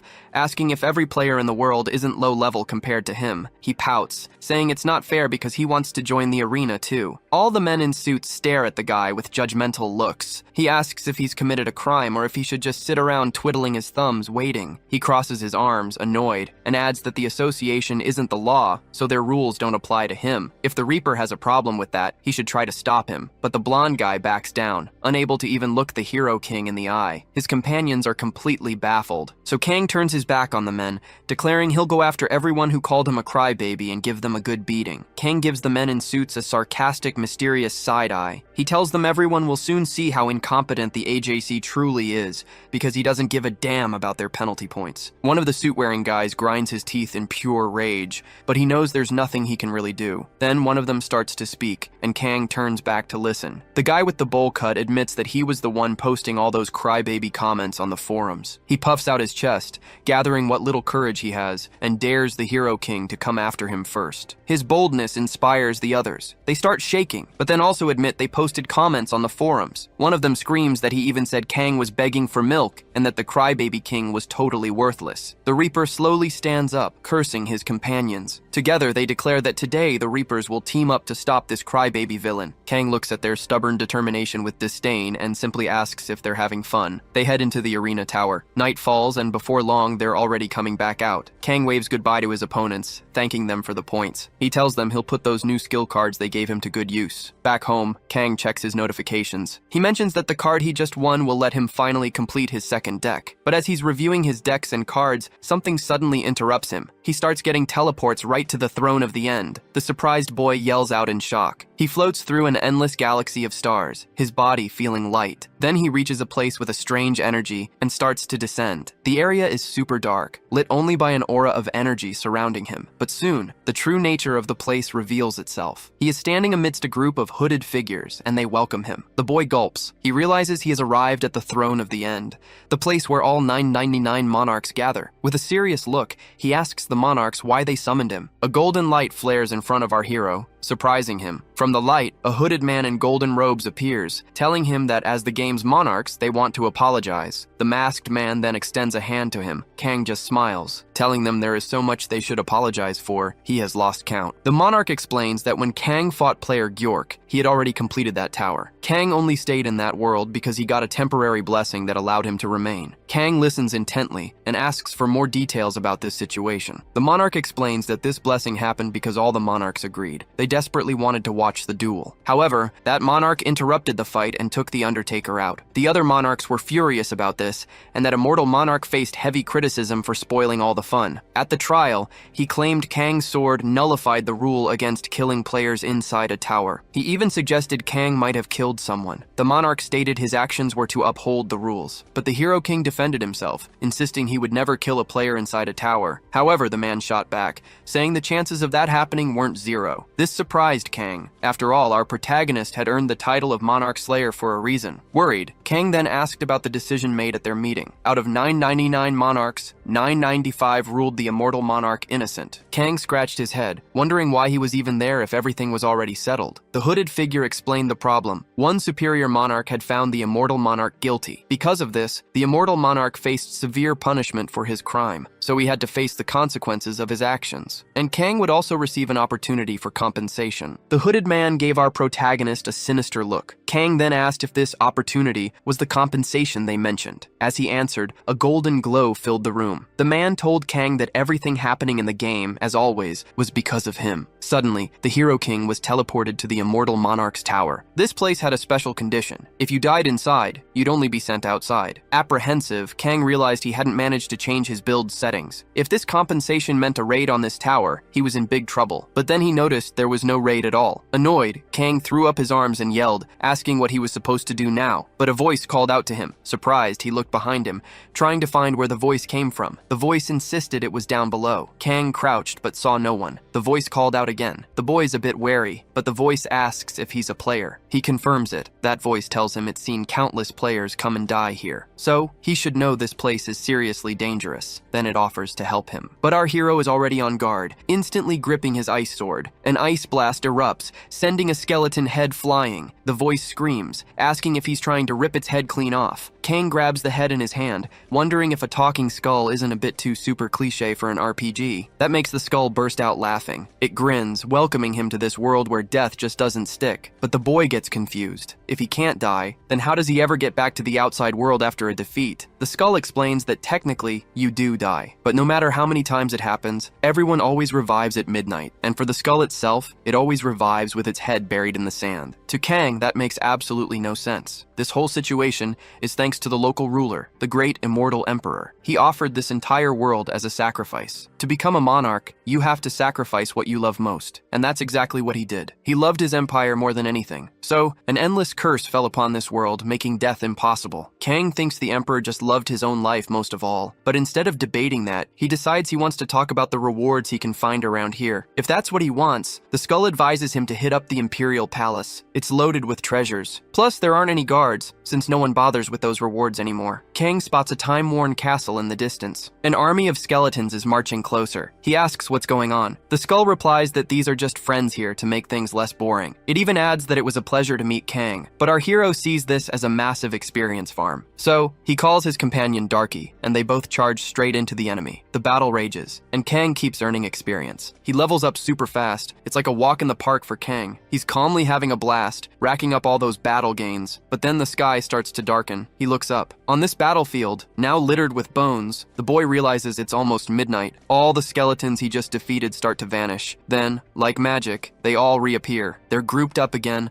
a full army right in front of him. Kang gets it. This must be where the enemies respawn. That's why they come back every single night. He gets super excited. He realizes this is an amazing place to really enjoy himself. Our protagonist walks a little further, and what does he find? An oasis right in the middle of nowhere. He uses his points and the awakening stone to unlock sword manipulation. This skill imbues his blade with flames and lets him control swords freely. Now that he's got sword manipulation awakened and he's hit level 69, he decides it's the perfect time to go hunting for treasure. The skull's eyes practically practically glow with excitement. It tells Kang the great immortal emperor's treasure is inside the castle, and they're about to get rich. But then the moon shines in a strange new way. Its purple light starts to reveal something odd right there in the oasis. Kang sees it and lets out a big sigh. He's clearly not thrilled. With a sarcastic tone, he comments on how threatening the castle looks. Then, he slowly moves closer. The ground beneath him gets slick with puddles. He needs to cross the lake to reach the castle, getting soaked in the process. The water gets deep enough that he has to duck his head under. He figures he'll be furious if this whole ordeal leads to nothing special. When they surface, the skull lets out a relieved shriek. It claims it thought it was going to die and turn back into sand. Kang just deadpans, asking if skulls even breathe. Anyway, he tells it to stop blabbering and just point to the treasure. But the skull's mood instantly shifts. It screams the immortal emperor's name. Kang's eyes also go wide, staring ahead. They face a grand throne. The skull declares itself a loyal servant of the Empire, and proudly states it brought a Tomb Raider right to him. The imposing throne radiates a sinister energy. A massive sword is plunged into the ground directly in front of an armored knight who sits perfectly still. Suddenly, the immortal emperor's eyes flicker to life, glowing sky blue. He's awake! Kang shoves the skull aside, ready for a fight. This guy, the immortal emperor, is no joke. He's got top-tier combat skills and is a high-level necromancer, but it seems the Emperor is just an empty shell. Kang activates his Curtain of Absolute Darkness equipment skill. With his twin swords, Kang charges the Emperor. The Emperor, in turn, grabs his own colossal sword. Then, a purple light blasts from the Emperor's sword, unleashing a powerful gust of wind that shoves Kang back. The Emperor's sword attack fills the entire room with that eerie purple light. The battle is officially on. With his free hand, the immortal Emperor starts channeling a ball of purple energy. Curses fly Kang's way. Kang grips his sword tight, desperately wishing he'd swapped out his skills earlier. He hadn't prepared, and he knew this fight would be a tough grind. Meanwhile, Kang starts prepping some skills. He focuses, then unleashes a spell at his opponent. This hits the immortal Emperor with several debuffs. The Emperor stumbles for a moment, reeling from the impact, but not for long. He quickly recovers and charges Kang again. Dodging his enemy's assaults, Kang realizes he should have activated his murder warning before coming in. The speed debuff means Kang can't land a single hit on the Emperor this way. He spots an even bigger threat alongside the Emperor's attacks. Several hooded specters fly toward him. These are the souls of the dead, emanating from the Emperor's sword aura. Kang tries to defend with his ice sword, but there are too many attacks at once, and the Emperor closes in from behind. The Emperor, using both hands, prepares a lethal strike and lunges at Kang, but Kang spots the attack just in time. His eyes flash. Just as the Emperor unleashes his gigantic sword's attack, Kang blocks it, preventing the damage. But just by touching the blade, even without taking damage, Kang gets hit with nasty debuffs, Malign Touch, and a speed debuff. These curses are already a massive headache for him, and having to deal with the sword's unique skills just makes everything worse. So, he activates Celestial Demon's Fall. This skill permanently grants him some of the Celestial Demon's abilities. While still defending, Kang wonders if this skill lets him absorb a portion of his opponent's experiences and memories. Then, at a crucial moment, Kang locks his two swords onto the enemy's giant blade. With a powerful move using both arms,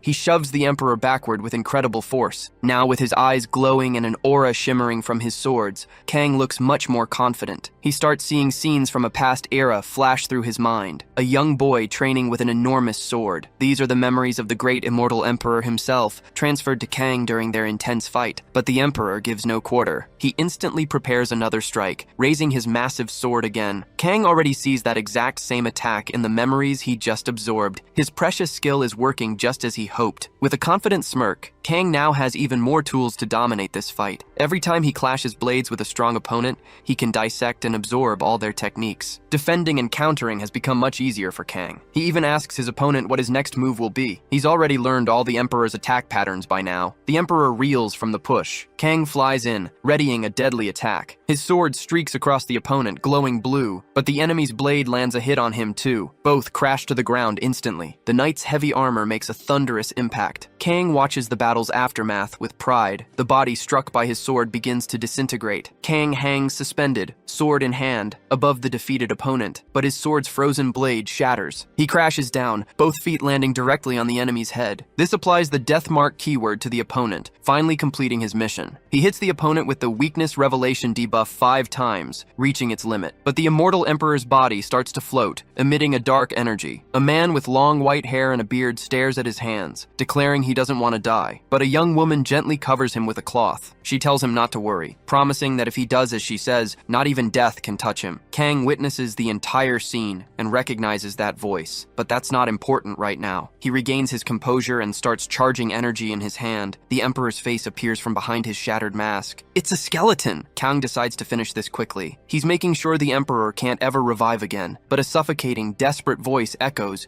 screaming it didn't want to die. It claimed this was its empire and it needed more dark magic. Kang unleashes an energy beam through the Emperor's body. The Emperor screams one last time that it refused to die. The hero gives a respectful bow. The tower world is collapsing in 179 seconds. Skeletal feet approach him. A familiar voice says it knew he could do it, but Kang isn't falling for that sweet talk. He glares, insulted by the treacherous skull. This wasn't just some servant skull, it was someone who had tricked the Emperor long ago, and its sins were finally out. The hero ignores all the flattery. He just tells it to reveal the treasure's location, and fast. Now in its former body, it hands the hero a card pack with ghost and cursed abilities. Plus it gives him the Emperor's black armor and an immortal king's domination blessing. It asks if he liked them, and Kang says yes, but then he asks what it meant by him saving it. The skull explains that with the Emperor's death, the eternal resurrection curse went with him. No one else would revive there. He asks if the ceiling will fall and crush him to death. The skeletal figure explains that if he dies, he'll just return to his own world. That's what the monarchs had promised. This surprises Kang, and he asks how it knew that, but without answering his question, the skull just waves goodbye with shining eyes as the place collapses. Sometime later, the hero is safe. He looks over everything he gained and his new builds. Sitting on the bed, he decides to try on the new armor he got from defeating the Emperor. Kang checked the settings screen. His third deck was finally ready. Kang grinned. The rewards were seriously good, and that skeleton was actually pretty generous. But the goodbye was strange. It was like the skeleton knew he'd see Kang again. Kang wondered what that skeleton really was. Then, Mr. Park called. Kang answered, only to immediately get an earful. His achievement points were absolutely skyrocketing on the leaderboards. Kang explained he'd found a great spot to level up, but even at level 69, the level 8 towers were still locked. He only needed about 20% more XP for his second awakening. Truly the king of heroes, right? Park laughed, saying Kang might become the monarch king at this rate, but Kang just went silent. Then he managed a weak, awkward chuckle. Kang told Park to cut the nonsense and asked for recommendations. Park said it wasn't exactly a recommendation, but there's this bizarre tower. Some players who went inside abruptly gave up on raiding it. Once they came out, they claimed they would protect the tower. Park found it all super weird. He figured they'd completely lost their minds. It looks like a player with high mind control resistance would need to go in and check it out. Kang scratched his chin, realizing he had a blessing that gave him super strong mind resistance. It's called Crystal Clarity and boosts his mental strength by 108 points. So Kang asked for the tower's name. Kang decides to head for the Tower of Peace, rocking his brand new armor. As soon as he arrives, something immediately catches his eye. The place looks like a totally normal, peaceful village, bustling with kids and families on the streets. But here's the twist. The raid objective is to slaughter everyone. Talk about messed up. Suddenly, a voice calls out to Kang. A group of hooded old men in long robes are standing there, staring him down. Kang whips around, his face completely serious. But the men just welcome him,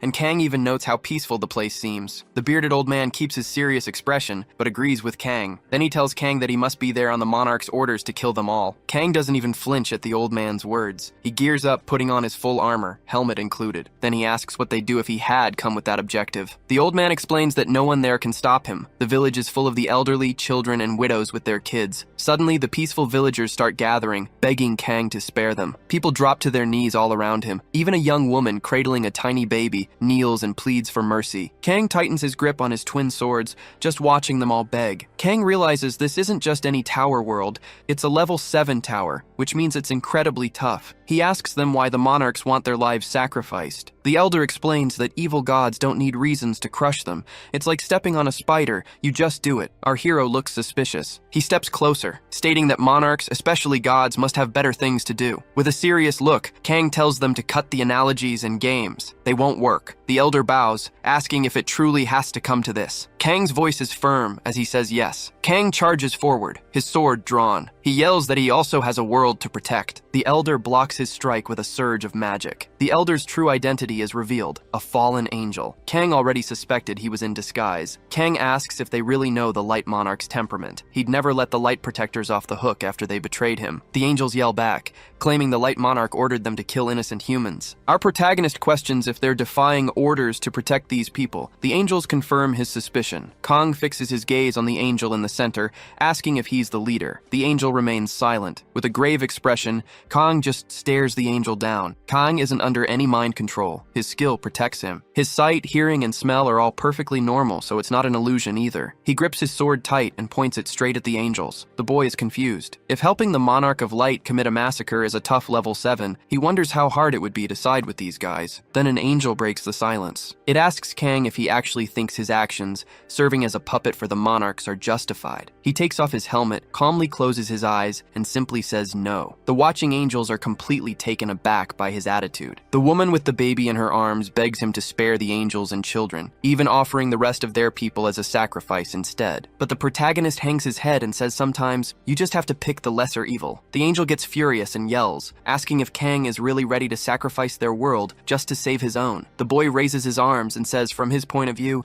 that's actually the least terrible option. The angels immediately draw their swords and get into battle-ready positions. The women, children, and elderly hug each other tightly, praying in utter despair. The protagonist finishes his thought, recalling that a TV hero once said if he had to choose between two bad things, he wouldn't pick either one. The angel, still holding its two swords, now looks completely startled. Kang plunges his sword into the ground and the soil transforms into a weird green liquid. He then looks up and screams at the top of his lungs. He shouts that as a player, he's quitting this raid. Everyone immediately starts judging him, and the Monarch of Light absolutely erupts in anger. But the hero king is forcefully yanked from the tower, expelled by the Monarch of Light itself. The monarchs just laughed and said they supported his decision. After all, he failed to raid the Tower of Peace a second time. A level 7 tower break was about to happen. Looking up, the kid realized he finally pulled it off. A voice warned him they had barricaded the tower's location. They also ordered an evacuation up to 5 kilometers away. Kang got on the phone and asked them not to send other players. He said they would only get in his way. The person on the other line yelled back, did Kang even understand the situation? This was a tough tower,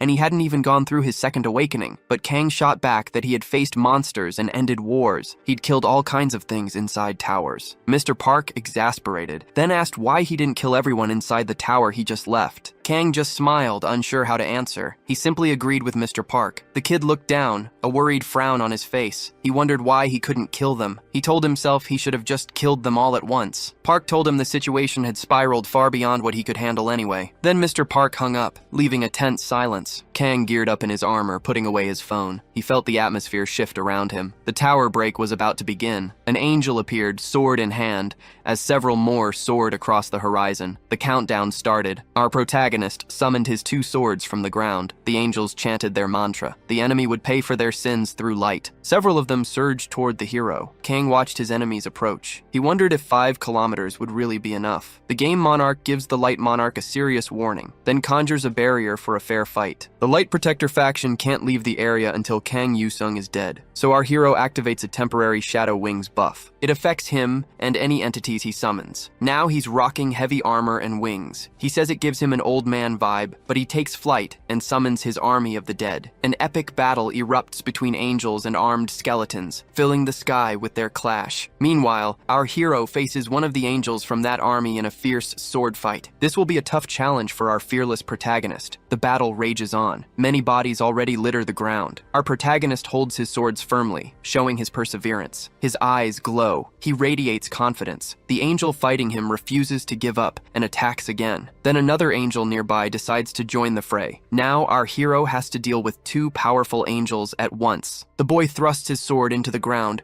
causing a flash of light. He unleashes cadaveric explosion, blowing up nearby corpses for massive damage. But some angels manage to shield themselves with their wings. The immortal king's aura boosts the surrounding undead. They level up, get back on their feet, and grab their weapons. And the great death-purging immortal emperor's general's black armor powers up the undead's weapons even more. Our hero also has access to a ton of buffs and poisoning skills. Despite all that, the attacking angels are still going strong, so Kang enchants his blade with the Locust Swarm skill. He also commands his deck to swap out 3 of his active cards. He switches his class from Cursed Sorcerer to Black Magic Assassin. His cursed synergy gets cancelled, and the assassin synergy activates instead. With a gesture, he activates Charlotte's web, letting him see his locusts charge forward. The insects quickly swarm and strike the angels. But these aren't just regular bugs. They deal way more damage than anyone expected. Still, a few angels remain untouched and launch their own attack. Our hero counterattacks, charging right back at them. He unleashes sword slashes that land directly on his foes. The fierce, destructive battle rages on as the sun begins to light up the horizon. Suddenly,